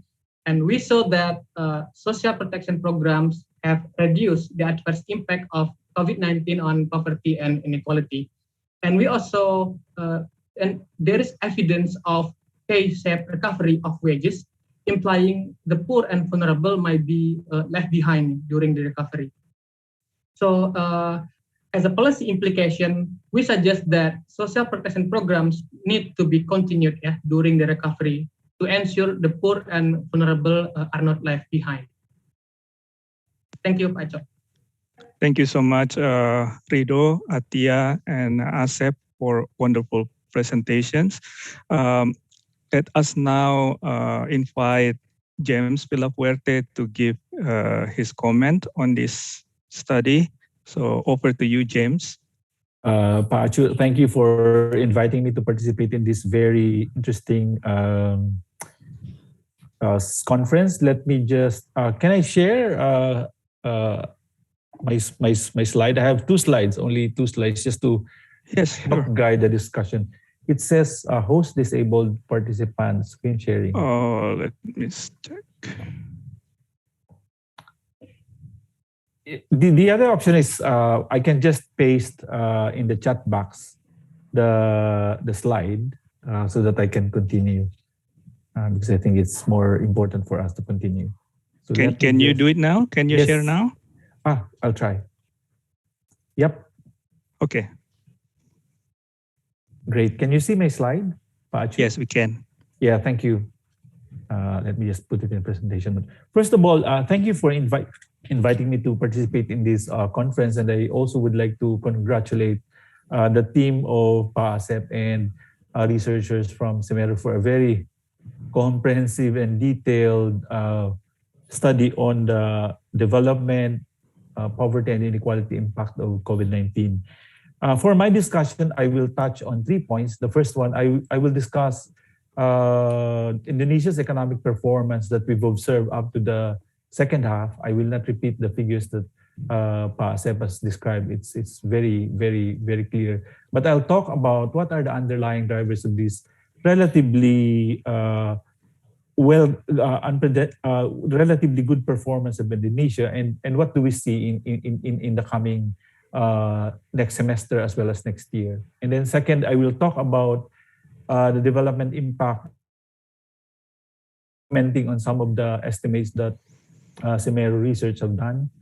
But I will spend more of a bit of time in terms of discussing some of the critical actions that I think are quite important for a sustainable recovery. In terms of economic performance, overall, Indonesia has fared really relatively well, I think, given the unprecedented nature of the pandemic. And I think this stem from several factors. One is prior to the crisis, Indonesia really has very strong macroeconomic fundamentals. And you can see it from its previous strong record of economic growth, stable currency. It has also sufficiently large international reserves and low debt. And I think this has actually allowed Indonesia to respond in 2020 as well as in 2021. That's why if you look at the presentation, for example, the PEN program, the size of the PEN program in 2020 and 2021 are broadly the same, I think, in terms of as a proportion of GDP. If I'm not mistaken, it's close to ranging from 9 to 10% of GDP, which really tells you that because Indonesia's house is very strong prior to the pandemic, it was able to really intervene aggressively and in a well-coordinated and well-communicated manner. I think the second aspect of this relatively strong performance, given the unprecedented nature of the pandemic, is really the strong credibility of the Indonesian government, and this has something to do, I think, with the prudent fiscal framework that it has pursued over the years. I think this strong credibility of the Indonesian government has actually critically supported market confidence despite the large uncertainty brought by the pandemic. And it also helped rally the support for key policy reforms And some of these key policy reforms are actually quite innovative, no? Like, for example, lifting the ruling on the deficit ceiling, coming up with a shared burden where the central bank also helps purchase the debt securities from the national government, which are then used to finance some of the intervention for COVID. And it's also able to undertake some regulatory forbearance on the financial market to ensure that some of the difficulties brought about by the pandemic can be mitigated. So I think it's quite important to point that out.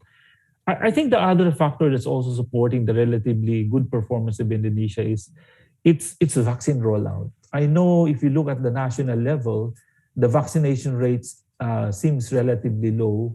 But if you focus, for example, on the big cities, like, for example, Jakarta's already fully vaccinated at the rate of 83%. Bali at the rate of 61% fully vaccinated. I think Yogyakarta around over 40%. And these big cities actually are where the most of the cases are highly concentrated. And I think you can see the decline in the positivity rate from over 30% to 3% is really, I think, unprecedented in this part of the world. And it's really a very good, I think, a very good, a big kudos to the Indonesian government in terms of rolling out that strong vaccination campaign. The other thing that's working well with Indonesia is also the commodity story, because it has some strong commodity and commodity prices improved. So it has the palm oil, and also it has some base and precious metals, which actually contributed to economic growth and will contribute to, I think, economic growth even in the future as global recovery ensues. I think there's also a bit of luck, because if you look at Indonesia relative to its neighbors, like, for example, Cambodia or Thailand, it doesn't have a large tourism sector, which is really one of the key sectors that's been hit. We've been looking at monthly arrival data for Southeast Asia, and it's still 90% to 100% below the monthly arrivals that you've observed in the pre-pandemic level. So in a way, Indonesia is quite lucky because it doesn't have a huge tourism sector. And I think because it has inoculated Bali, I think the domestic tourism is expected, I think, to probably happen in next year, if not latter part of this year. And of course, I think the other part is the strong digital readiness. No, we know that Indonesia, as in Southeast Asia, is one of the countries with some of the strongest unicorn, and they've actually allowed, I think, the shifting of some of these market activities online. So, but looking forward, I think some of these drivers of relatively strong performance of Indonesia may actually weaken a bit. No, in terms of vaccination, for instance, I think as the big cities get vaccinated, I think Indonesia will the rollout of vaccination will slow a bit, because this is actually where you go into the further cities, which is more difficult to push the vaccines in terms of the supply chain. So I'm thinking that the rollout may actually slow in the second half or even next year as you move away from the capital. The second is we know that the global recovery as well, which has bode well for Indonesia in the first half, is slowing.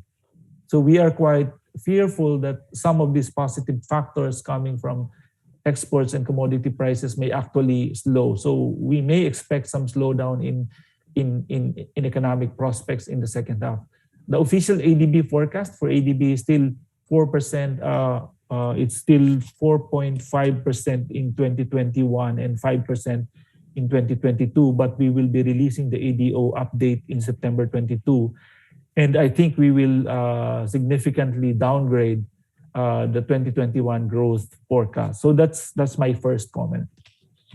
Now let me move on my comments on the development impact of COVID. And I agree, COVID has actually largely unwound some of the development gains that Indonesia and other Southeast Asian countries have achieved over the last 2 decades. I agree. We know so far that the impact of COVID on poverty is really to affect those residing in the urban areas, particularly those who are members of the informal sectors who were significantly affected by mobility restrictions and social distancing policy. One of my comment in terms of the 2019 poverty rate, so it was mentioned that the 2019 poverty rate was actually 9.2%.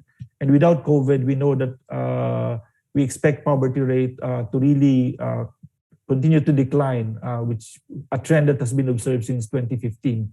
When I look at the 2019 poverty rate, one of the comments there is that there are so many number of people that are actually a little bit above the poverty line, but are actually quite vulnerable to the risk of falling into poverty with small shocks, either in terms of natural disasters, of which Indonesia is known for, or fluctuations in income. So in 2019, the estimate is about 61.8 million people are barely above the poverty line, and they could risk falling into poverty due to shocks. And much of these people were identified to be really linked to the large informal sector in the economy. So I guess the calculations that Semeru is actually observing is just a confirmation of this large number of cohorts that are just barely above the poverty line, and they were affected by the social distancing.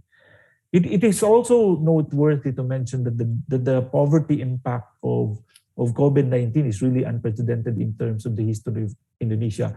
I looked at two big crises that the country experienced, one in the Asian financial crisis and the other one in the global financial crisis. I was surprised to find out that during the Asian financial crisis, there was actually no individuals who fell below the poverty line. And I think in the Asian financial crisis, only 15.5 million people fell below the poverty line. Whereas compared to the number of people that fell below the poverty line, this time, I think my numbers, let me just get my number. I think over 26.4 million people fell below the poverty line in March 2020. So these are really large number. And the other comment is, I'm not sure what poverty line the Semeru researchers are using, but when we use the 3.2 per day poverty line, which is used for middle income countries, the size of the number of people that fell below the poverty line is actually much bigger. Now, let me go to my third comment, which is really, I think the more important is, having said all this, what are the critical actions that are important to pursue to achieve a sustainable recovery? And I've identified, I think, 3 key areas, and also two levers which are also important. And at the top of this is really the realization that this COVID-19 is a health crisis, and therefore we cannot really move in terms of economic development without addressing this health. That's why I think investing in core health capabilities to ensure that people have the trust that the government can safeguard their well-being is very important. And here, you also need to train health workers to be prepared for emergencies and pandemics, and also you need to strengthen the local health system as well. And there was a mention that the social protection program in Indonesia actually mitigated 75% of the poverty impact and about 62% of the inequality impact. But one realization from this pandemic as well is that there are so many things that needs to be improved in terms of the social protection for Indonesia. I think to protect the vulnerable, a digital, integrated, and flexible social protection system linked to a more updated social registry is very important. And when we were looking at the social registry, I think there were problems because there were many registries that were existing, and it's really quite difficult to identify who were the ones directly affected by the pandemic. So I'm sure that if this social protection registry can be improved and made digital and also linked, probably the impact of the poverty mitigation and the inequality mitigation role of social protection would even increase. And I would like to highlight as well that while we saw in the presentation that the wage decline seems to be larger for males than females, what we know as well is that the impact of the pandemic on women and female-headed household is actually quite much larger. That's why I think there is a need to really promote social intervention focusing on women and female-headed household. I think there needs more food assistance to really target the poorest of the poor, as well as assistance to children. And one aspect of the analysis that I think also needs to be added is the impact on the educational outcome of the young people, because the ADB has done a study that despite online education, it has a large impact on educational outcome, and the impact, the estimate for Indonesia is that in terms of dollar lost in terms of future income, it could range from about $100 to $300 a year for young people who are working and who will work, studying now, but who will work in the future.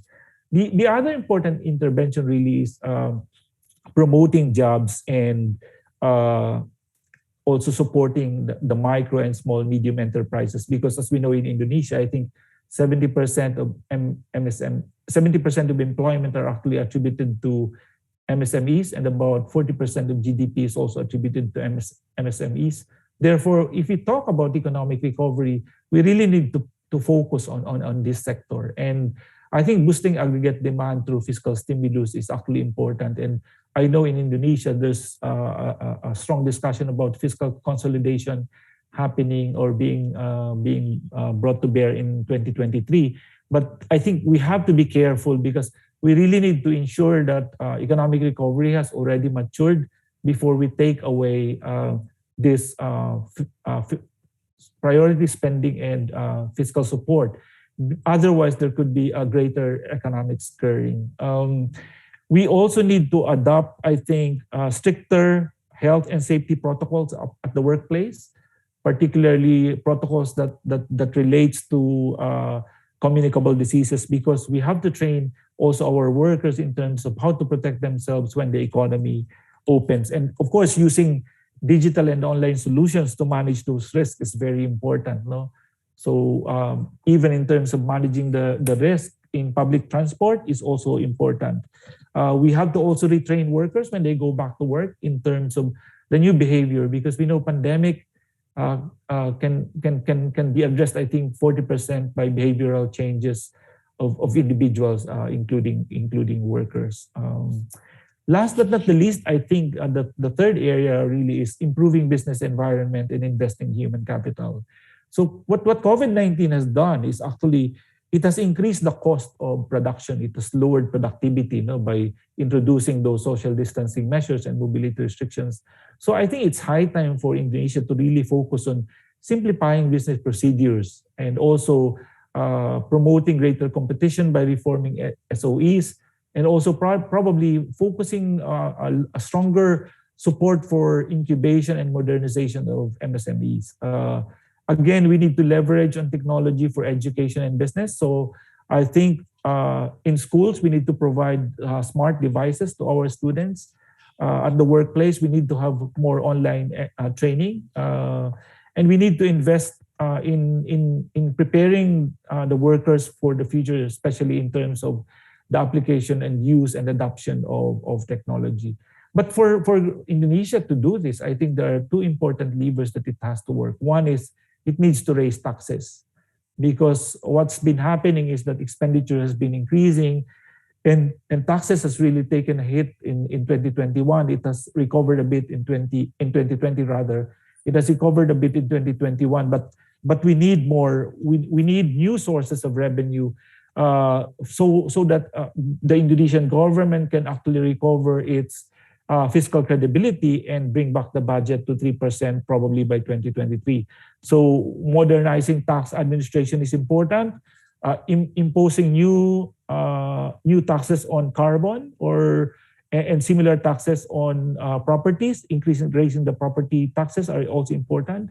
Increasing the progressivity of taxation, I think, will work, and also the law on electronic transaction or taxes on e-commerce is really a good step. Last but not the least, we are, aside from economic managers, we are also steward of our planet, and we know that the pandemic is also related to the changes that's happening in our environment. Therefore, I think recovery initiative must also be sustainable and green. And we know that in terms of producing jobs, we know that green investment actually supports economic growth and create jobs. There was an IMF study that says that the job multiplier for non-fossil fuel investments are actually much higher than the fossil fuel ones. So I think that's important. And the government's initiative to really promote carbon pricing, I think, and to carve carbon-intensive energy use and switch to cleaner fuel is also a key part of these key critical actions to sustain economic recovery. I'll stop here, Pachu, and back to you. Thank you so much, James, for your insights. So let's now go to the question and answer sessions. Let's take two questions first. I see there are questions from Ross McLeod and Jeffrey Nielsen. I was wondering if they can ask their questions directly. So Ross, can you go first? Okay, thank you, Pak Acho. When Pak Asep was showing his various graphs, it seemed to me that one of them suggested that there was almost no impact from mudik on cases of COVID in Indonesia. It seemed to me that the real takeoff in that spike in cases and deaths occurred just maybe 3 weeks after mudik, and so Jokowi got a lot of criticism, I think, for allowing mudik to go along or not restricting it very much. So that's a very interesting issue. The other thing is just about inequality. Well, some of the data showed that wages had gone down, but we weren't told anything about profits. Now, I'm almost 100% certain that profits would have gone down as well.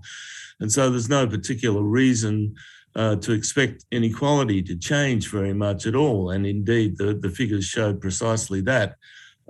So I wonder why you even bothered to look at inequality. It's poverty that matters. And even poverty didn't show much of an increase, a bit of an increase, but not huge. Thank you, Ross. Thank you. Please hold on, Pak Asep and team. Let's invite Jeff Nielsen. Jeff? Oh, thanks, Acho, and thanks everyone for the presentations. I have to say, first of all, it was really relieving to hear that the apparent benefits of the social protection programs seem to have really reduced the impact of COVID. So that was certainly relieving to see that data. My question was for one of the slides that Ibu Atia had up, and it's about the increases in agricultural employment. Hopefully I've got this right because the slide went past fairly quickly, but I think it showed that between August 2019 and August 2020, there was a massive increase in people working in agriculture, but there was not actually an increase from between February 2020 and February 21. And it seems to me that in February 2020, the pandemic hadn't actually hit Indonesia. So I'm just curious as to why, or whether anyone can help explain why the massive jump up in employment in agriculture to August, but not from February to February. Thank you.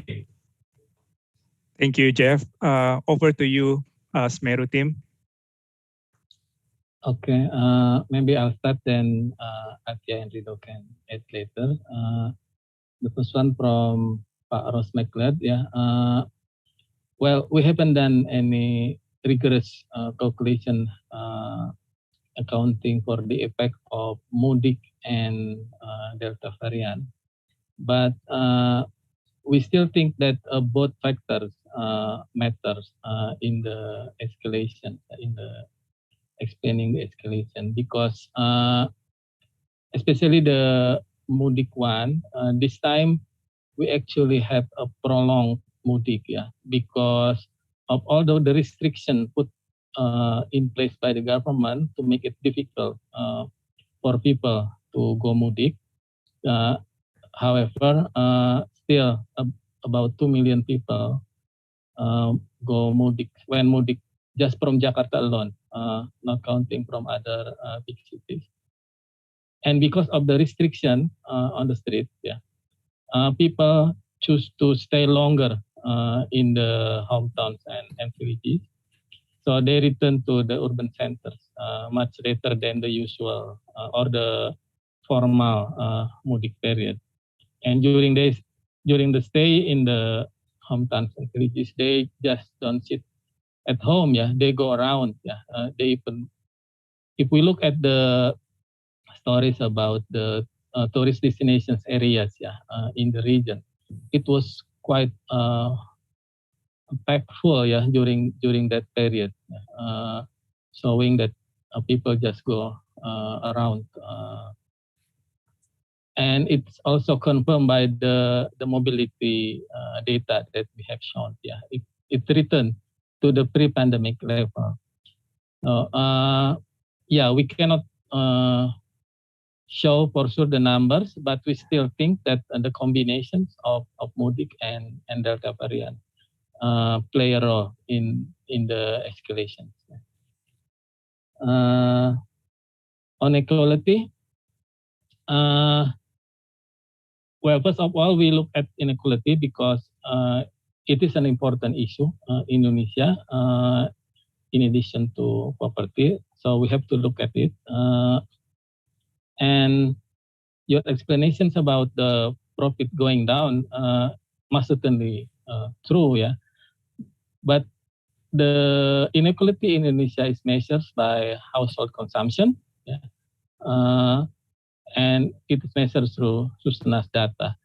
So both profit and wages do not go directly into the inequality calculation, but they have to be transferred into household expenditure first. So as far as these other income sources affect inequality, that's what our calculation shows, that actually the level of inequality would be significantly higher had there been no social protection. Next to Atia.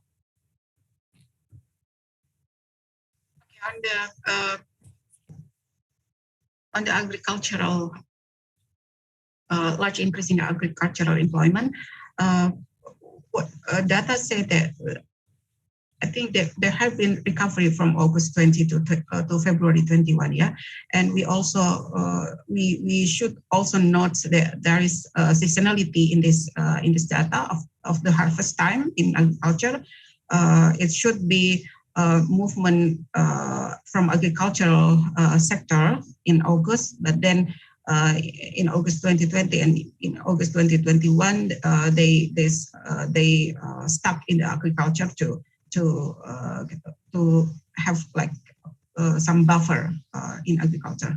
I think that's the reason for those slight increase in the August 2020 to August 2021.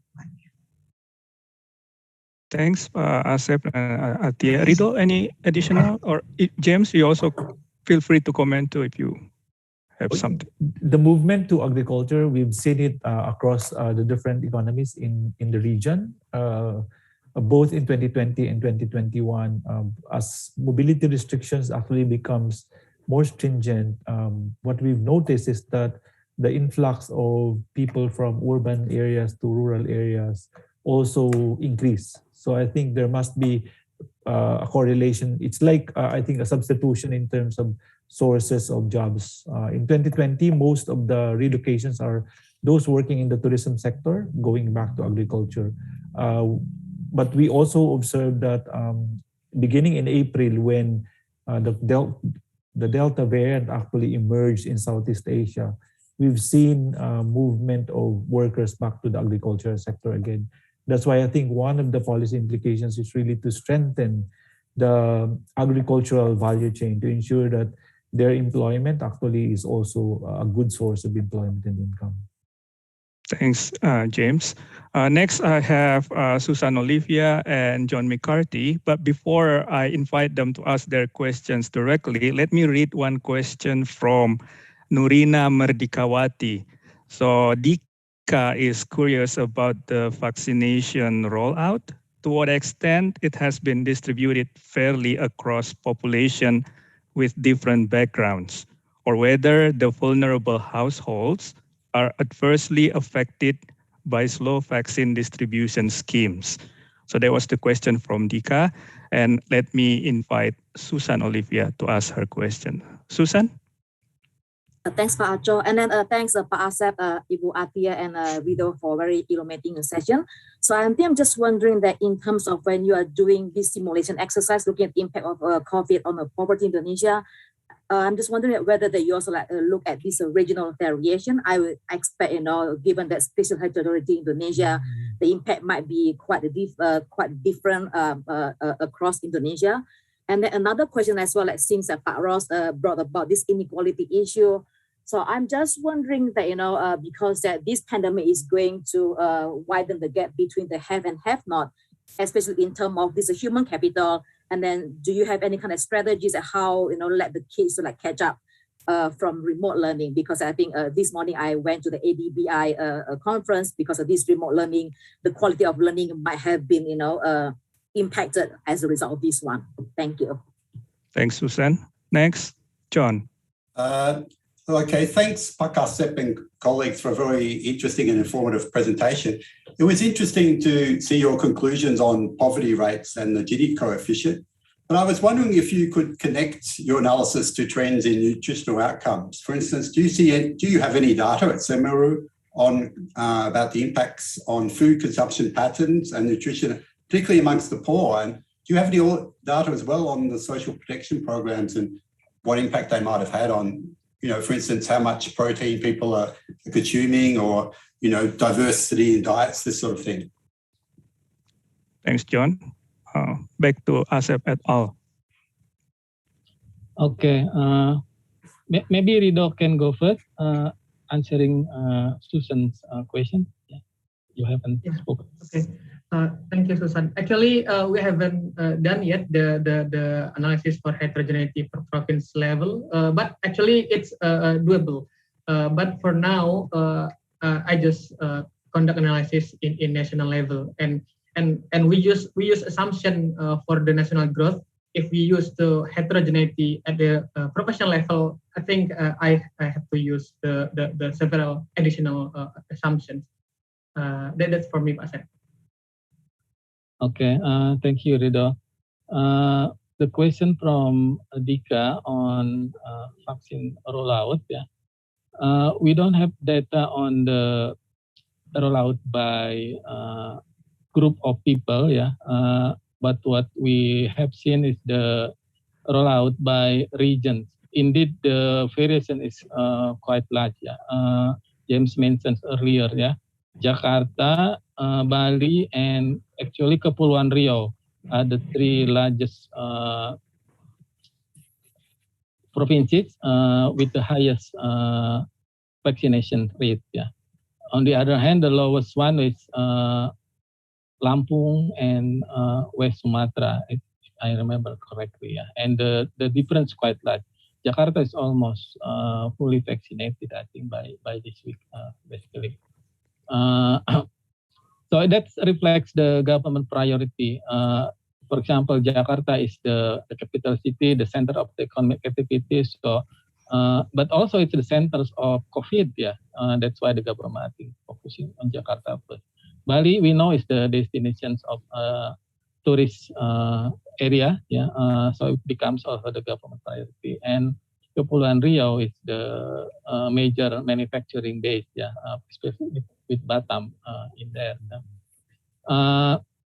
Yeah, but I think starting this month, the government tried to also expand the reach of vaccinations in in other provinces once these priority areas have been achieved.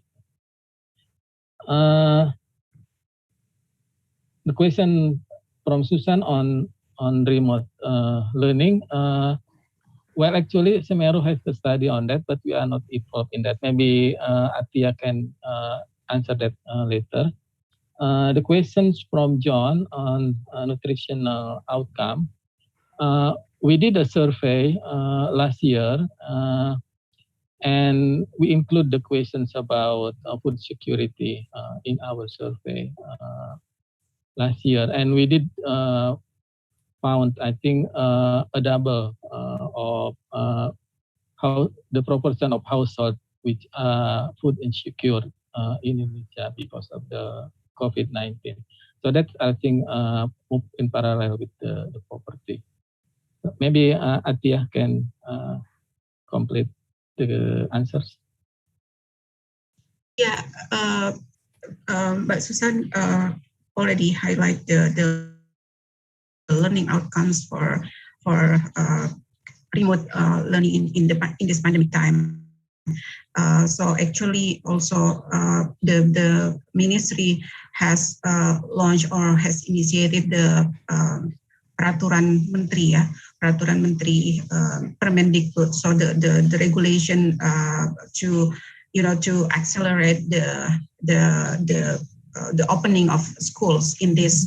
Actually, they plan to gradually open the school in this new year, new academic year. But then the Delta variant comes. Then now I think in some region that have reduced the level of the pandemic situation, the PPKM. So in region that has below PPKM 4, they gradually open the schools. Yeah. So in order to avoid further reducing learning outcome of student in Indonesia. Thank you. Our time is actually up, but let me invite just one last question from Naima. And Naima, can you be brief, please? Hello, Pak, Ibu. Thank you so much. It's fascinating talks. I would like to ask on the medium to longer term impacts on the overall development outcomes, particularly on vulnerable communities. I mentioned here a few of them, which is very limited and not reflecting the whole vulnerable communities as it should be. So if you could just give us a brief explanation. Should we worry? How much should we worry, or should we be optimistic about this? Yeah, thank you so much. Thank you, Naima.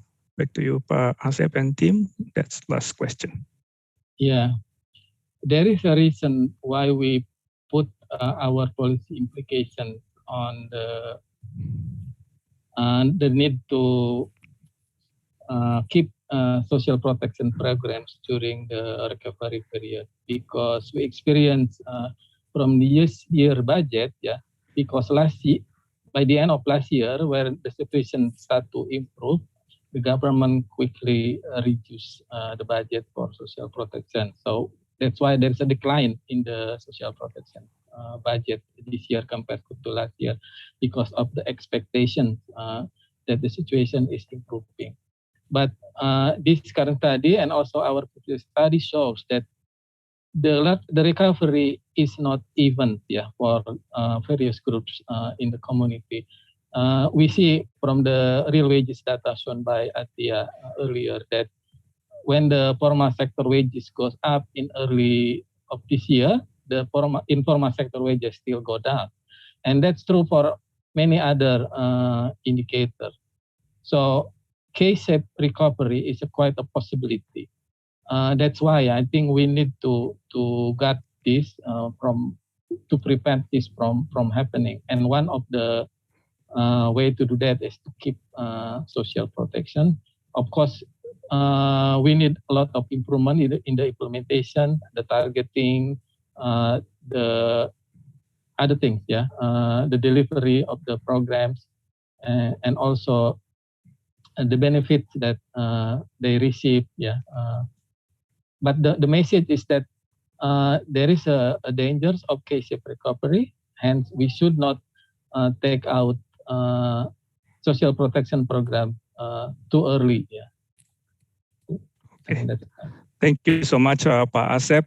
With that, we close this session. Thanks again for colleagues from Semeru, Pak Asep Suryahadi, Ibu Atia Yumna, Pak Rido Izati, and also our colleague from ADB, James Villafuerte. Thank you so much, Pak, and thanks for everyone. And I think we can please. This room is still going to be used for the next session. So. Don't leave if you want to participate in the next session. And with that, again, I'm closing this session. Again, thank you so much for all the speakers and see you in the next session. And my colleague, Liza Munira, will take over. Thank you so much. Thank you, Pak Aco. Thank you, Pak Aco. Thank you, Pak James. Thank you.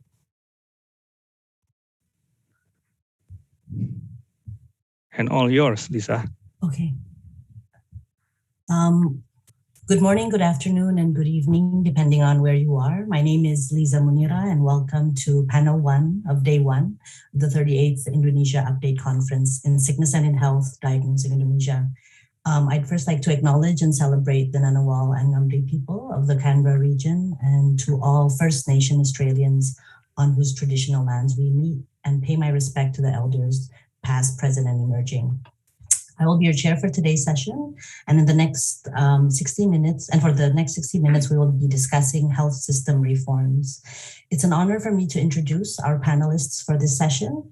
We have 2 prominent experts with us for this session, and our first speaker is Laksono Trisnantoro, who is a professor in health policy and administration at Universitas Gadjah Mada. He has particular interests in the health service industry and decentralization, as well as equity and disaster management. Professor Trisnantoro has advised the Indonesian government, both central and local government, for many years, and is currently a special staff to the Minister of Health, overlooking the pharmaceutical and medical device industry resilience. Our second speaker that we have today is Azad Singh Bali from the Australian National University. Dr. Bali is a senior lecturer in public policy and holds a joint appointment at the Crawford School of Public Policy and the School of Politics and International Relations. His research interests intersect between comparative public policy and health policy in Asia. He is very well published, both in journal articles and books, and his most recent book is Health Policy in Asia, a Policy Design Approach. After both speakers give their presentation, we will then be taking questions from the audience. So for those streaming in, either via Zoom or YouTube, and if you have any questions, and if you're on Zoom, please type these into the Q&A function, or you can raise your virtual hand and ask your question directly. And for those on YouTube, you can use the comment function. Please mention your name, affiliation, and who you would like the question to be answered by, and the organizers will pass these on to me. To our speakers, please note that you have 20 minutes for each of your presentations, and please expect time reminders from me. And now to start our session, I'd like to welcome Professor Trisnantoro to give his presentation on post-pandemic trajectory of health reforms. Professor Trisnantoro, the screen is yours. Thank you, Lisa. Can you hear me? Yes, we can. Okay, thank you. Good afternoon, everybody. It's a big pleasure to be in this precision conference. I'm Laksono Trisnantoro, and I'm trying to have my presentation using my PowerPoint. Can I be share screen? Yes.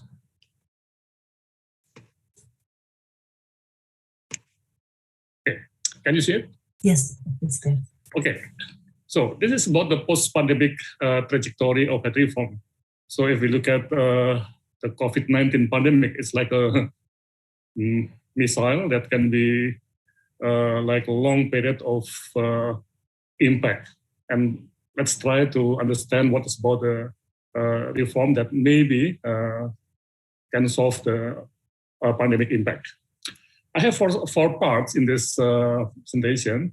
So first, about the COVID-19 pandemic impact. and then health system before the pandemic. So this is like a flashback what's happening or what is the situation before we get the pandemic. And then the third part is what future challenge based on financial trajectory. And this is very important to look at the data, but mostly the financial data. We don't have enough like behavior data or epidemiological data, and there's no certainty at all for projecting the epidemiological data. So it's more a financial trajectory. And then the fourth part, last, is the reform. So how the health system can be transformed to the new model or new situations. Okay, let's start with the first part. Okay, the COVID-19 pandemic impact. So we have been for 18 months in this pandemic, and hopefully we will pass the pandemic soon. But I think many years to go, we'll have a trajectory that should be analyzed carefully. We don't know yet how many years to go, but at least we have to look at into the future, what's happened will be, and how the path of, I don't know, destruction or impact can be analyzed. So when we look at in this year, in the first pandemic year of 2020, yes, COVID-19 pandemic has a devastating impact, both to the economy and the health system. And if you look at this graph, it's clear that we have a very, very steep and continuous growth of GDP in the last 20 years. But suddenly we have to admit that there's a decline because COVID-19. And also look at this red dots. This is the tax revenue collection that's still very, very small. So we have a very weak tax collection. So the tax revenue, the tax ratio is only less than 10% in 2019 here. Okay, so look at the fiscal response for pandemic in 2020, that we have the increase of government spending, more than 284.2 trillion for overcoming the pandemic. But in the same time, our government lost revenue, a lot. 312.8 trillion is 16.0% year on year. And the tax revenue is also declining to 161 trillion. So it's a big negative impact. So if we sum together, it's almost 600 trillion rupiah. So that's why we have to look at the debt. And that means we increase our net debt to 1,226.8 trillion. And that means we have interest debt payment also increasing by 38.6 trillion. So 2.0% of GDP. And it's very, very interesting that, and very, very frightening, because the interest will also make the fiscal capacity for financing the welfare programs becoming depressed in the future. And then if you look at the story of the pandemic, we have two waves, and the second wave last July through August was very, very frightening, and the system was at the brink of collapsing. But now we are in the declining of pandemic number, so we are now in the recovery, we do hope, but still we are still worried about the third or the fourth wave. Okay, let's see in the past, health system before the pandemic. And actually, before the pandemic, we had many problems. The underfunded health system, the financial sustainability and inequity problems, human resources, and high dependency of important vaccine, and also some gaps in the primary care for surveillance. And if we look at closely, we can see that Indonesia has a very small percentage of GDP spent for health. It's only 3%, and it is declining from 3.5% 10 years ago. And then in my opinion, this is again back to the personal opinion, is too much relying on government spending under weak tax collection. Okay, so our health system finance is dominated by government spending, and this is very, very difficult in terms of our structure of economy, that actually we have more private potential financing using this kind of graph. And this is the challenge. If you look at the public financing since 20 years ago, there was a steady increase of government spending for health. And the private spending is declining from 70.7% to 48%. And this is a very important issue. Back to the issue of our tax revenue is weak, but we have to spend more from public expenditure. This is a matter of, again, whether our government is quite enough or strong enough to finance every welfare programs. That is the big question and big challenge that I will discuss to the end of these presentations. So if we look at the Ministry of Health budget from 2015 to 19, we had increase, a sharp increase for health social security, the BPJS here, the General Secretary, like this. But the other DGs suffer from flattening budget. So most of the budget is used for this curative service provided by BPJS. And this is the problem of inequity. We have suffered from problems of inequity in terms of we have the first problem of equity, so-called the geographical inequity, because we have very uneven distribution of human resources and medical facilities across Indonesia. So this is the case of pulmonologist distribution. Is concentrated mostly in Java and Sumatra and the big cities in the big island. And if we go to the more advanced technology like cardiologists, then we have very, very difficult situations in which only less than 40 districts and cities they have cardiologists and the capacity for intervention, and the rest of from 515 something district, we don't have interventionist cardiologists, and that means the benefit from the health insurance only enjoyed by some people.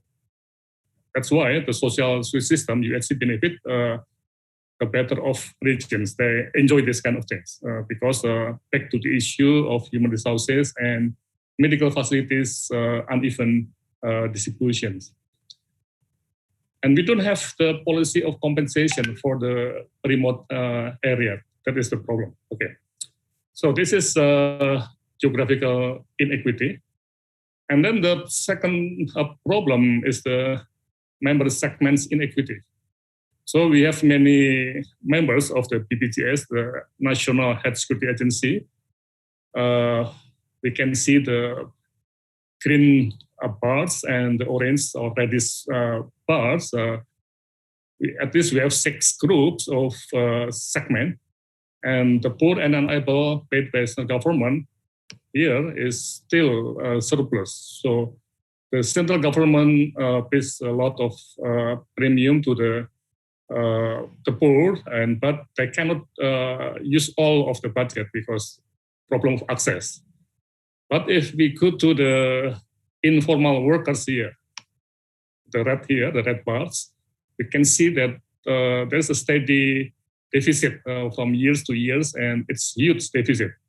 And actually, the members of informal workers, they are the middle class and upper class of society.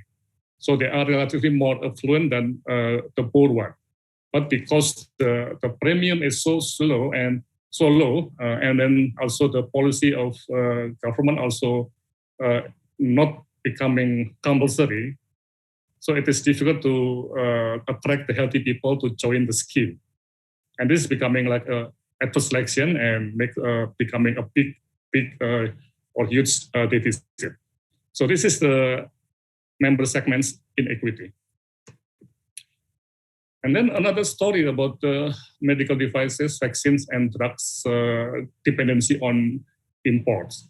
So if you look at this example of medical device producer, so if you look at the COVID impact from 2019 to 2020, there is almost 3 times increase of the number of producers from 313 to 871. But the local content certificate in medical devices is less than 5%. That means most of the medical devices is imported goods. That's very, very important issue in this kind of economy, because actually we have to pay many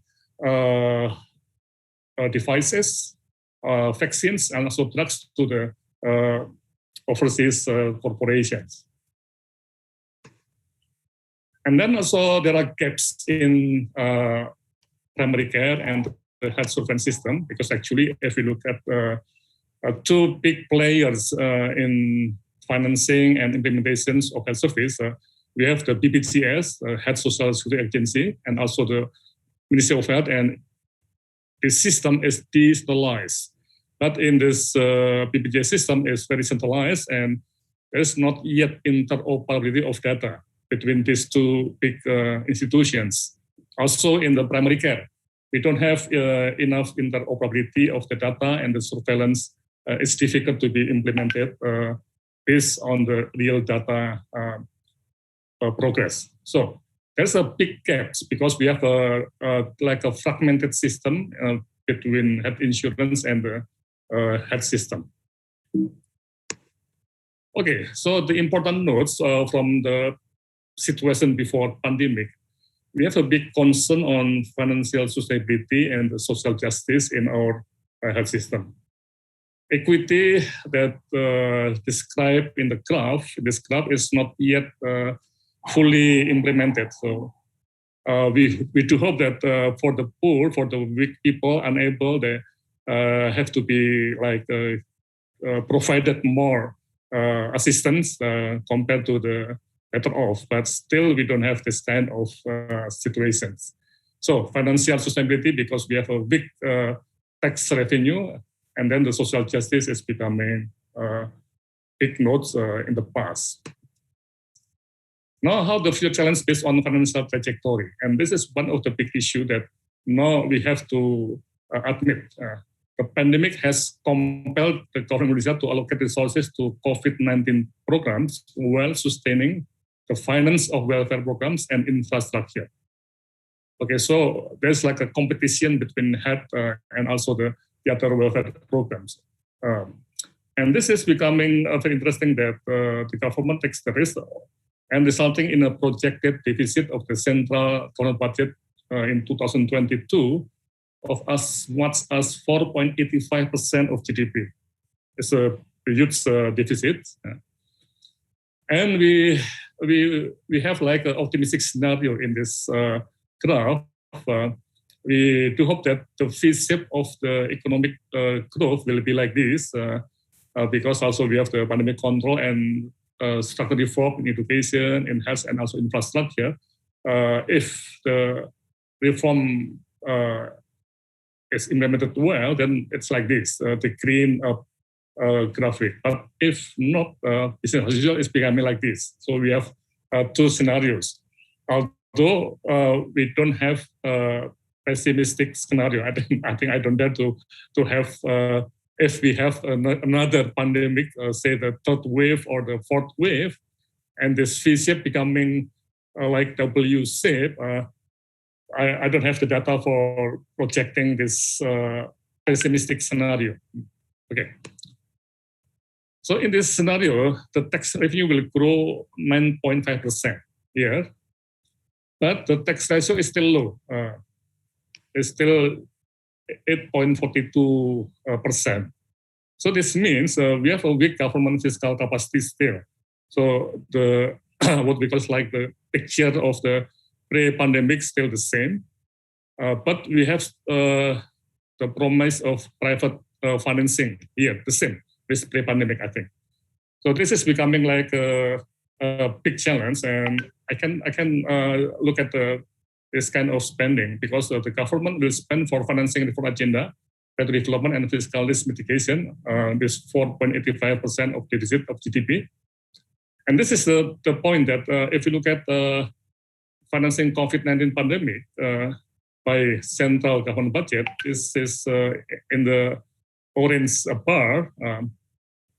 We still provide in the 2020 financing COVID-19 pandemic, but also we have to strengthening health quality and reforming health system and using this regular budget. So if you look at this budget from year to year, it's still not growing much.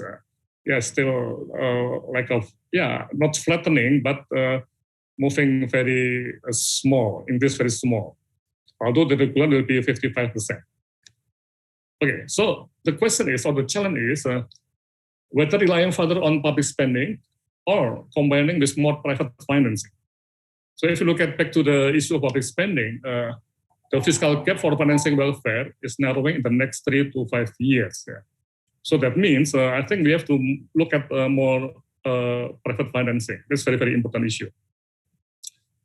And if you look at the GDP, actually, we have still the prospect for private financing because we have only 3%. If you look at China, it's around 5% GDP. And Thailand around 4.7%, US more than 15%.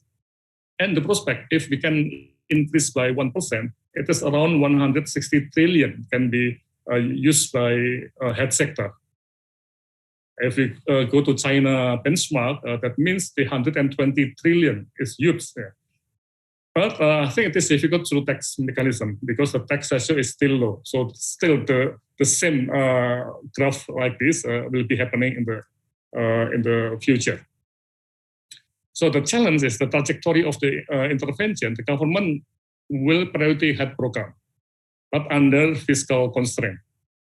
And then the middle and upper economic status in the community should pay more. That is the point that it is expected that this kind of trajectory will increase share of health in GDP more than 3%. And this is mean more private financing.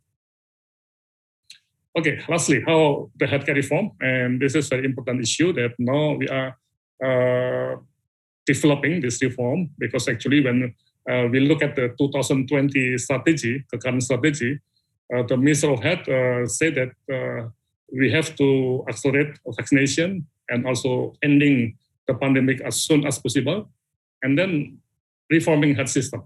So reforming is very important, and the government plans to reform this. That entails reprioritizations to accommodate many things. That's so many things.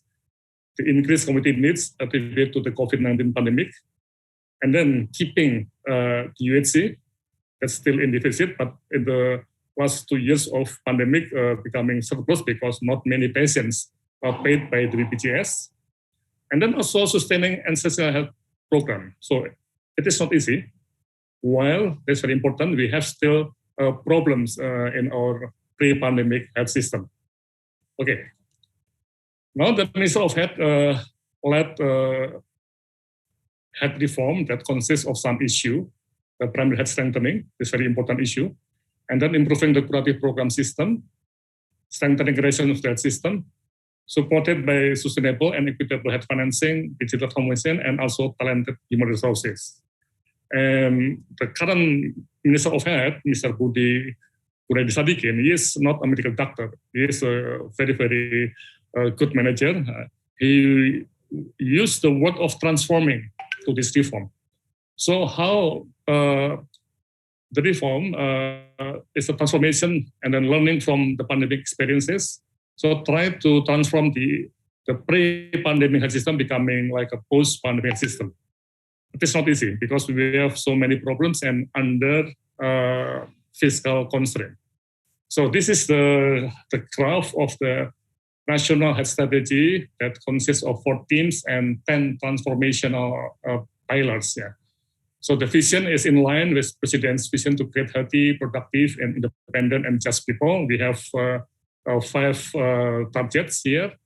And these are the 4 themes: preventive, keeping population healthy by transforming primary care; curative, also providing quality, efficient care when needed; and we have to have like a resilience, how to have like a readiness and effective response to crisis. And then this foundation of enablers should be strengthened in one. So we can see that this is very, very complex reform.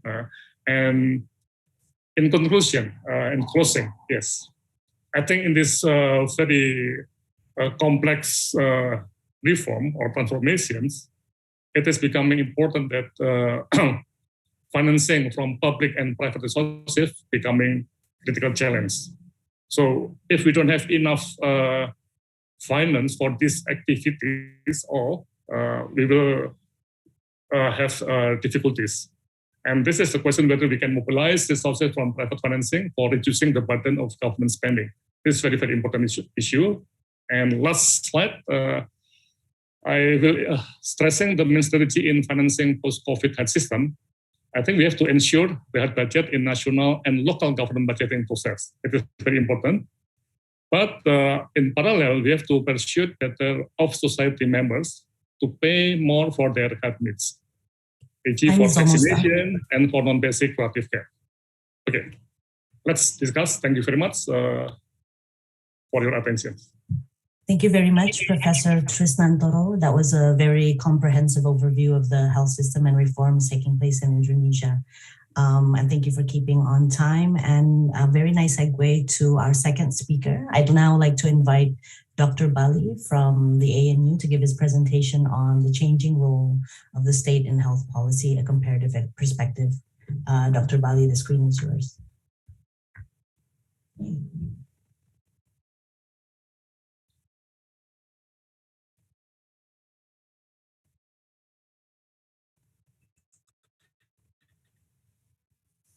Thank you. Give me a second. I'm getting my slide deck going on. Can you see my? No, not yet. We see your screen, but not the slide. Get a thumbs up, Lisa.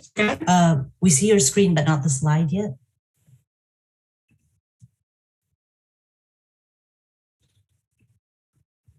Guys, okay, yep, now it's up. Now it's up. How about now? Yep. Hey, hold on. All right. Yep. Thank you, everybody. Thanks. Sorry for that glitch. Thank you to the organizers for this invitation to speak at this panel. I'd like to begin by paying my respect to elders past and present and acknowledge them as traditional custodians on whose land and airways we meet. We're meeting under very trying conditions, so thank you for your time and being present over here. This paper is about policy change and the pandemic. And it's not exactly a paper on health reform in Indonesia, but discusses what's happening in Indonesia in the larger context of health reforms in the region. And the second caveat is I use the word update quite literally in the update in the title conference quite literally, because I'm using this as an opportunity to present some work in progress and get some feedback. So please feel particularly encouraged to ask any searching questions. So I think it was President Donald Trump in 2017 who remarked that nobody knew healthcare is so complicated. The remark echoed the frustration of governments all over the world that have spent billions of dollars trying to introduce changes and have meaningful health policy reform. But health policy change and any policy, as we know from the literature in public policy and political science, is that it's extremely challenging. Established ideas, dominant interests in society and institutions are all designed to preserve the status quo. The confluence of these orthodoxies, vested interests sort of have created a system of incentives that perpetuate a sense of policy inertia. But every now and then, large-scale focusing events such as the pandemic or mega, establish these established routines, and they create conditions that are amenable to change. These institutional barriers that have impeded, that have constrained change, suddenly for a moment in time seem to disappear and governments can navigate some element of reform. So analysts expect the pandemic, it has all the makings of a mega crisis of a focusing event that will allow change to happen. Analysts expect the pandemic to serve as a catalyst or trigger reform and change in the sector. Just as the previous speaker, Prof. Laksono, had mentioned that we need significant health policy reform to expect. So the overarching question that we have in this paper is to ask, to what extent has the pandemic served as a policy accelerator? To what extent has it cleared the path that will eventually shape the course of health policy development? Right? So that's what this paper seeks to ask and to think about. To what extent has the pandemic contributed to a significant change in health policy? But before we begin, all right, let me move to the next slide. So I'll also outline what the overarching argument is. And, we will argue in this paper that contrary to popular expectations, the pandemic has not contributed to significant change in health policy in the region. The pandemic, yes, has accelerated some reforms, but most of these reforms predate the crisis. And I'll outline these over the next few slides. And we conclude by offering three tentative propositions to explain why is it that we are seeing more policy continuity and stasis rather than change. So to some extent, our paper is slightly unorthodox over here because we are challenging the dominant idea that the pandemic has triggered a series of changes in health systems, especially in Southeast Asia. And we, at this stage, searching for evidence to counter that proposition. Our conclusion is a sobering reminder of the fundamental challenges that constrain and frustrate governments that make it very difficult to introduce reforms. So the actual paper is split up into these 4 sections, but I'm going to skip right ahead in the interest of time. So before we begin, we have to talk, there's some theoretical caveats that we need to introduce. What exactly do we mean by policy change? What do we mean by significant policy change when we're talking about health policy? So it's useful to use Kishore and Howlett's 2009 framework, which distinguishes between policy ends and policy means at 3 broad levels: at the abstract level of goals and objectives, and at the more micro level of specific settings. So when you're actually talking about policy change, you can actually observe it across these 6 different dimensions or across these 6 different areas. So in the table in front of you, you should see an application of that in healthcare. So for example, at the most abstract level, the policy goal is universal healthcare. At the objective level, it could be extending cover to the informal sector or to the elderly or to the vulnerable or the poor. And a specific setting could be, for instance, introducing COVID-19 treatment in the national benefit list of universal coverage programs. So similarly, in policy means, you see, a preference towards market-based tools, such as relying on contracting out care, or in programmatic settings of specific policy tools, such as the use of non-contributory insurance or medical savings accounts or social insurance. And at the most micro level, policy calibrations we refer to as change in the level of subsidy or funds. So when we're talking about policy change, you can see we can actually observe change in either of these 6 different components. Just wanted to clarify that before we begin, because this is central to our argument. And the second and last theoretical caveat is the idea of what aspect of health systems are we looking at? Health systems are extremely complex, they have multiple actors, but for the sake of simplicity, we're looking at the role of governments, so the role that governments play across 5 key functions. This is in the delivery of services, in coordinating the sector, in financing healthcare, in paying for services, and lastly, in regulation. So again, just to remind you what the key scope of the paper is, to look at the change that has precipitated by the pandemic in the health sector.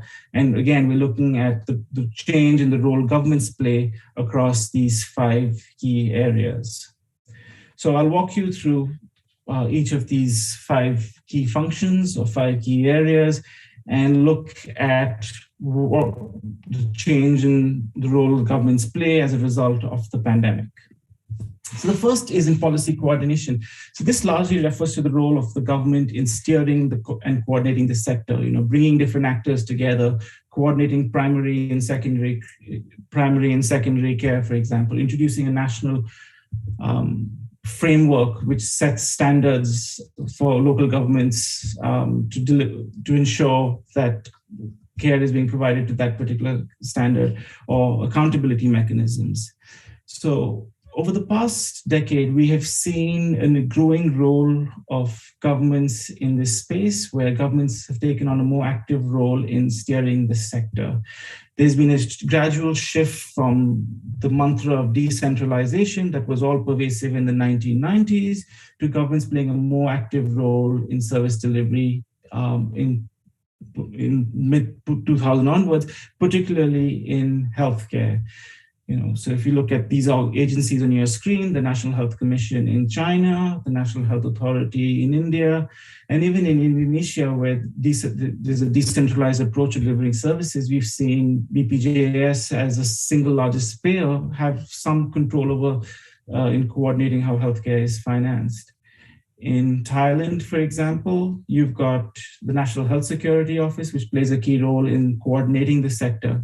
So most of these changes have been introduced over the past decade, and this trend has been accelerated during the pandemic. High-level agencies such as the BNPP initially in Indonesia, which gave way to the COVID-19 task force, the National Cabinet in Australia, the Epidemic Command Center in Taiwan, for instance, they've all been they've all been examples of governments playing a stronger role in coordinating different activities within the sector. Again, the key idea here is that the key point here is that there hasn't been a change in the underlying idea of governments playing a stronger role in coordinating the sector after the pandemic. This is a trend that predated the crisis. The second is, I'm moving on to provision, which is actually referring to delivering services. So many countries in Southeast Asia, actually there's a single country that I can think of apart with the exception of Vietnam that hadn't experimented with promoting privatization or relying on markets to deliver health services in the 1990s and the early 2000s.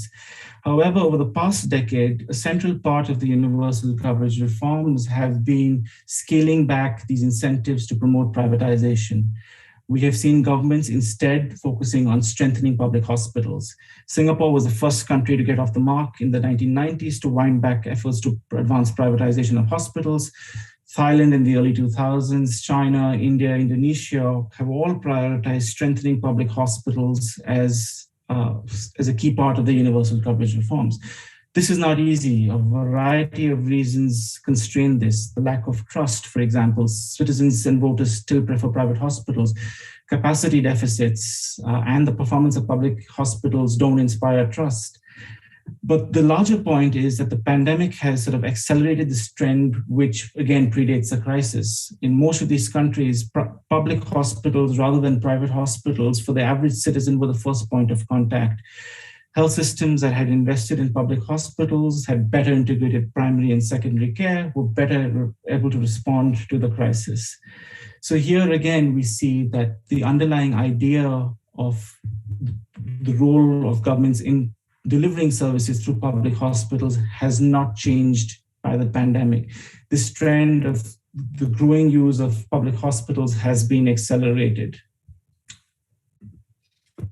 The third area is in financing. Okay, so this largely refers to collecting funds to pay for health services. And again, there's been an underlying trend over the past 10 years of increased public financing.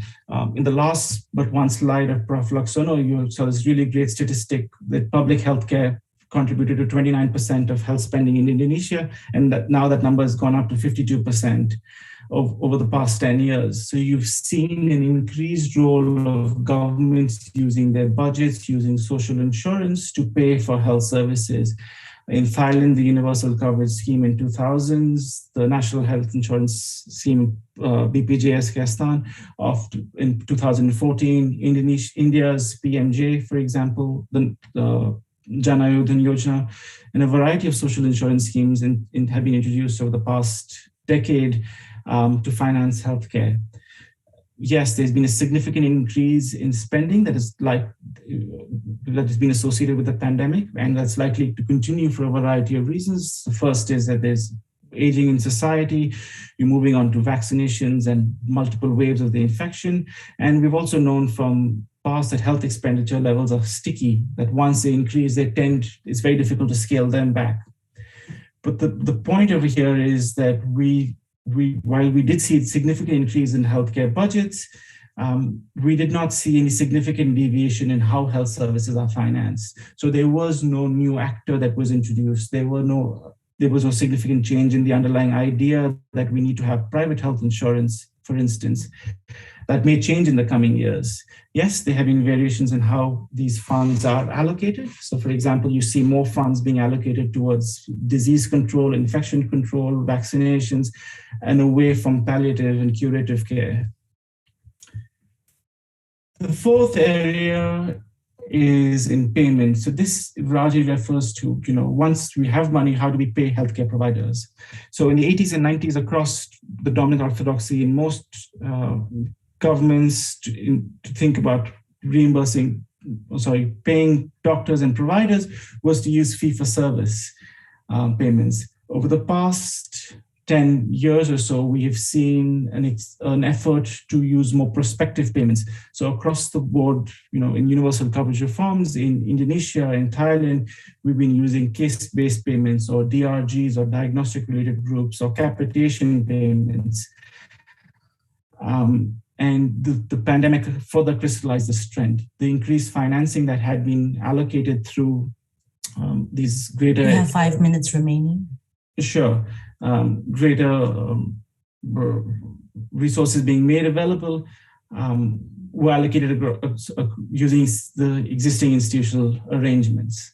So the larger point over here is that there were no significant change in the types of payment tools. The type of, for example, in Indonesia, we've had DRGs and case mixes in place, which have continued to be used during the pandemic.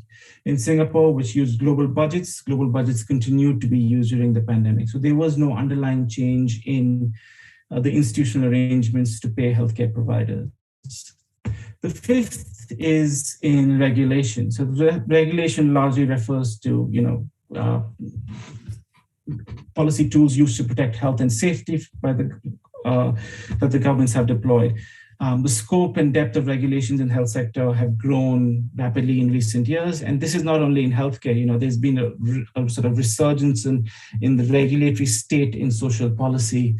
In all areas, you've seen the governments using greater regulations to achieve their distributive and redistributive priorities.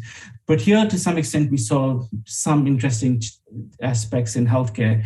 We saw governments, try and introduce new regulatory tools. Some of them were more coercive measures, for example, social distancing, quarantine movements and travel restrictions, regulations to expedite approval of vaccinations, for instance, or the use of certain types of vaccinations. These were new tools which have not been used in the past. So to some extent, there was some element of change over here. Otherwise, we have seen a growing use of regulations, such as the Omnibus Law, the National Health Authority in India, for example. But what we saw distinct were new regulatory tools being introduced. So,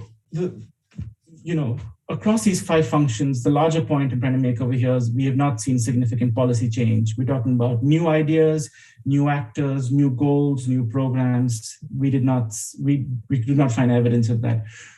The increased role of governments in coordination, in provision, and financing, these were pre-established trends. Yes, the financing has significantly increased and is likely to be sticky in the coming years.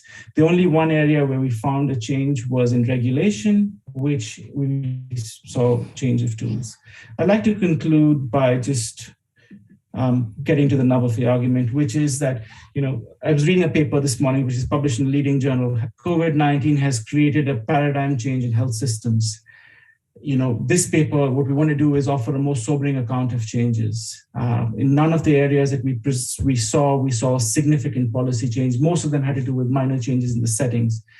We don't know, we don't have an explanation for this. We have three tentative hypotheses or propositions. One is that crises create necessary conditions, but you need sort of missing policy and political entrepreneurs who can move change forward. It's too early for any of that to have materialized.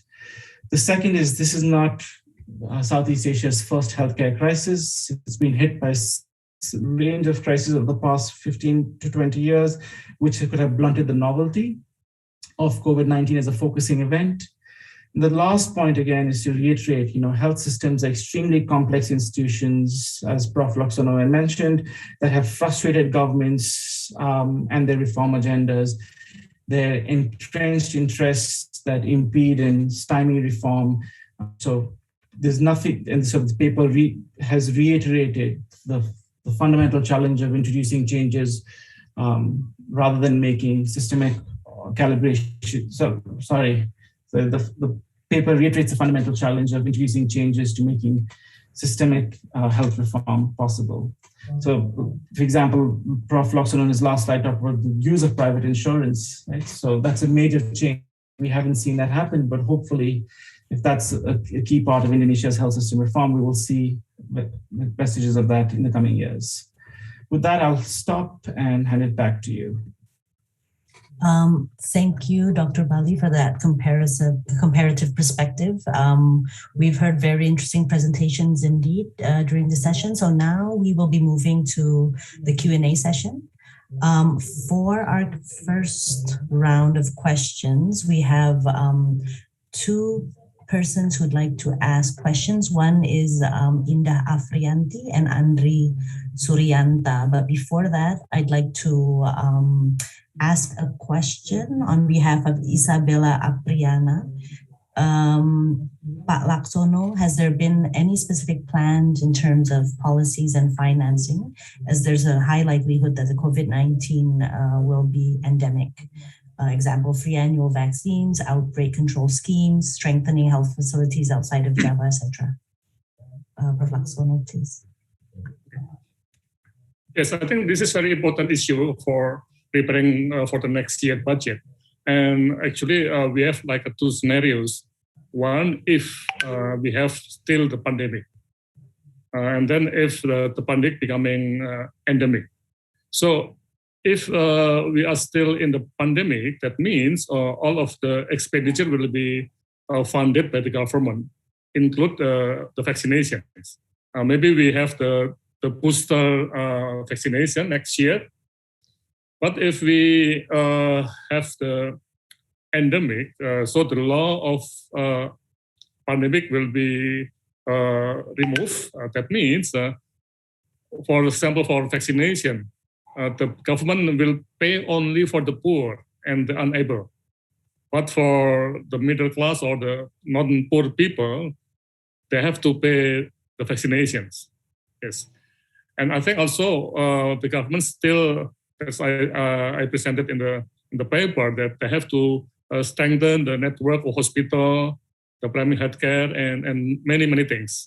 But again, back to the issue that we have a very, very difficult fiscal capacity. So this is the time for encouraging private financing. This is my opinion. Thank you, Lisa. Thank you, Prof. Santoro. So I'd like to invite Indah to ask her question. Indah Afrianti.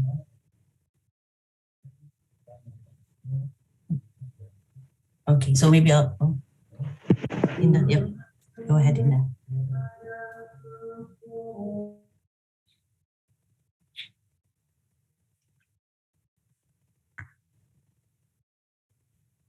maybe I'll ask the question. I'll read out the question that Inda has written here. The issue of the coronavirus in Indonesia entering the month of June, July is increasing, especially in the Nusa Tenggara Barat area. Please note that around June, July, this is the timing of the changing seasons from summer to rainy season. And so this influences the weather, making a lot of people sick and have similar symptoms to COVID. So many people don't want to go to the hospital because they're afraid to have COVID. So the question is, why is it so easy from the hospital to say that the person could be infected with COVID, even though there is no travel history? I guess this is about detection, and I'll, either speakers could weigh in on this. Yeah, I think this is one of the cultural problems in terms of COVID management, in terms of disease and also prevention. So actually, when we look at the clinical symptoms of COVID, actually it's not totally different with common influenza, but it's much worse. That's the point. So if you look at, again, back to the issue of the seasonal change to the wet season, yes, I think there will be many people suffer from ordinary flu. But when we have to decide whether it is COVID or not, the critical point is the labs, the PCR and also the antigen. And this is something that is not easy to be assessed in the remote area, Lisa. So the point of accusation that the hospital will make like a COVID decision, makes everything is COVID is becoming like a suspicious issue in the community. Although the point is not like that. Okay. Thank you, Prof. Laksono. Azad, would you like to weigh in on this if you see anything similar in other countries, or? No, just to echo what Prof. Laksono said, I think the only other point that I'd like to add on to this is that this is where, sort of, from a public policy perspective, more careful campaigns can help. And slowly we've started to see some subnational governments, for example, in India, introduce similar similar campaigns to sort of get to overcome such hesitancy. Thank you. And I'll invite Priyanka to ask his question. If you'd like to unmute your microphone. Yeah. Thank you very much, Professor Laksono and Azad, for the presentation. And if I may, maybe just a little bit with Azad's point, the stickiness that the policy doesn't change. At least from Indonesia case, I saw it's probably because of the big role of the regional governments, right? We are decentralization is a big thing, and this actually also a question to Professor Laksono, like how do you think that the Ministry of Health will try to engage with the regional governments to do this such big reform? I've seen the plan; it's massive, and even for the vaccination, a lot of the backlog is actually from the regional governments. Like the central government already push a lot of vaccine out, but once it's reached the regional government, once it reaches the provincial and then go to Kabupaten Kota, then they have difficulty. So how do the Ministry of Health, which doesn't have a direct overview of the regional governments, can encourage this PEMDA to come along with the reform? Yes, answer now, Lisa. Yes, please, Prof. Yeah. Thank you, Andre. Yes, you have to bear in mind that in the pandemic period, this is a very, very centralized mechanism to manage the health issue. So, like in vaccinations, all of the vaccine is procured by central government, and also the Ministry of Finance. They channeling some budget through the DAU and other mechanism for local government to finance the vaccinations in the field. Okay, so all of the activity actually is led by the central government. But if we end this pandemic, so officially the pandemic status is like deleted, or what's called in English, is not in place again. So we back to the normal conditions, the endemic. And that means it should be not too centralized. It should be more decentralized. So now the point is back to the issue of how we can learn from this pandemic experience, because actually like pandemic preparedness in the normal situation also should be like a centralized activity, but it is planned together by what we call like a task force for central to the provincial and the district government.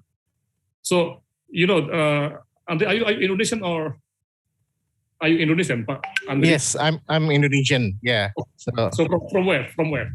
From Jakarta. Oh, from Jakarta. Yeah. So yeah, you can see that even in Jawa Barat, West Java, we have very remote district. Okay, that's very different with Jakarta. Mm-hmm. So not the juggling of centralized and decentralized is becoming more and more complicated because of the pandemic. That's why we have to look at the new health system post-pandemic is becoming like a transformation. Our minister, Mr.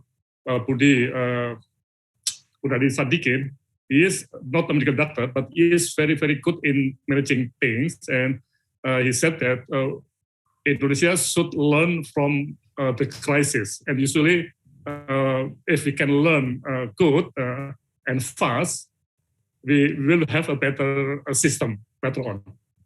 This is the thing, Pak Andre. And yeah, let's try to learn from this pandemic experiences. It's complicated, but I think we have to use it for the next reform. Yeah, and my hats off to Pak Menteri. He's doing really well, and I love his plan. I just wonder how it's gonna go down with the regional government. So thank you. Yes, that is the challenge, Pak. The decentralized is not easy. Thank you, Pak Andre, Professor Trisnantoro. Dr. Bali, would you like to weigh in on other countries' experience with, dealing with the regions on this? Yeah, these institutional constraints are fundamental barriers to any significant reform that have frustrated governments over the past decades. But every now and then, crises have opportunities to overcome these institutional barriers and get certain reform-minded subnational governments on board. So it's going to be interesting to watch the next few years to see these local policy entrepreneurs and the role that they play in convincing subnational governments to come on board. Wonderful. Thank you, Dr. Bali. So for our second round of questions, we have John Lee, and I'll invite John to ask his question directly. Hi, yes, this is John Lee. I'm the team leader for the Australia-Indonesia Health Security Partnership. Hi, Professor Laksono, nice to see you again. My question is really about the balance between curative services and public health services. As I think many are aware, the BPJS has been in many ways a success, but it has tended to shift the emphasis at the primary care more to curative services. And Professor, you pointed out in your presentation that can also be a bit inequitable, depends on the level of service that is available in each area. But it is shifting the emphasis to curative care because the facilities can reclaim money according to the procedures that they undertake. And therefore, there is less focus on public health, promotion of health, preventative services, and so on. And Minister Sadikin has proposed that the balance should shift back again towards more public health. But how to do that? Do you have any suggestions as to how that could be accomplished when there is this very strong financial incentive to keep focused on curative care? Over. Yeah, thank you, John. It is a very difficult question, but it is very interesting that if you look at our history, yes, curative care is in the last 8 years, in BPJS, the cost of curative raised from 27 trillion to about 90 trillion, okay? Almost 4 times within 6-7 years, okay? And the preventive public health program in BPJS is stagnant, about 15 to 16 trillion. And if you look at the DG's expenditure in the last 6 years, also threatening. Okay, so that is the things that Mr. Sadikin, he wants to have like a transformation. That's more finance go to the private, to primary healthcare. And this is becoming problematic if you look at the history that curative care is the prime user of the Indonesian financing. So how to solve the problem? I think one big issue to make Indonesian people, in my presentation, I said many times that the middle and the upper class, they have to realize that the government difficulties in financing everybody on health services.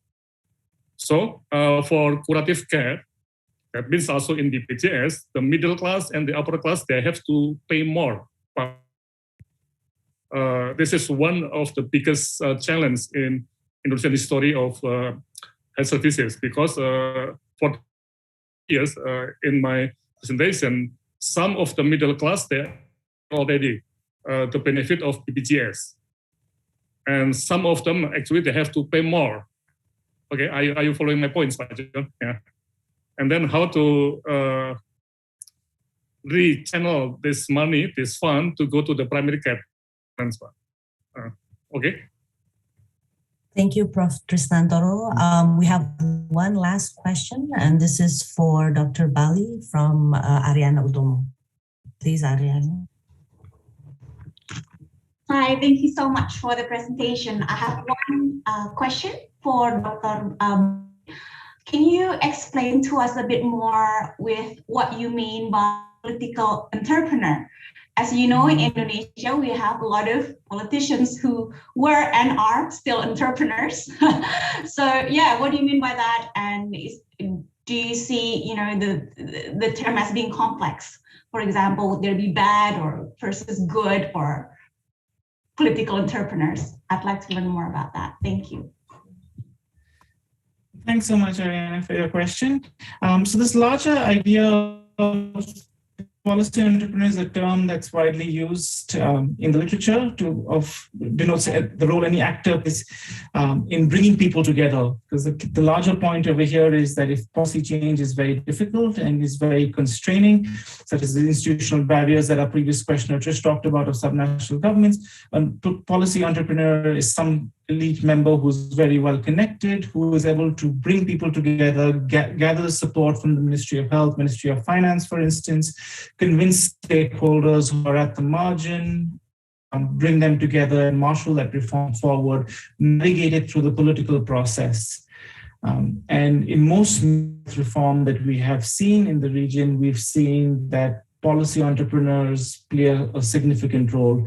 So for instance, in the case of Thailand, we've seen that in early 2000s, when the scheme was being enacted, we saw policy being very active over there in bringing together the rural doctor society, bringing together elites, convincing opponents within the Ministry of Health were skeptical of the program's design. So they play a significant role in navigating any reform, but it's very difficult to say ex ante, what it takes to be a policy entrepreneur or who exactly is a policy entrepreneur. It changes very with the current situation, with every major crisis. And the current crisis, as how different subnational governments respond to it, will create new political leaders as well who rise to this challenge.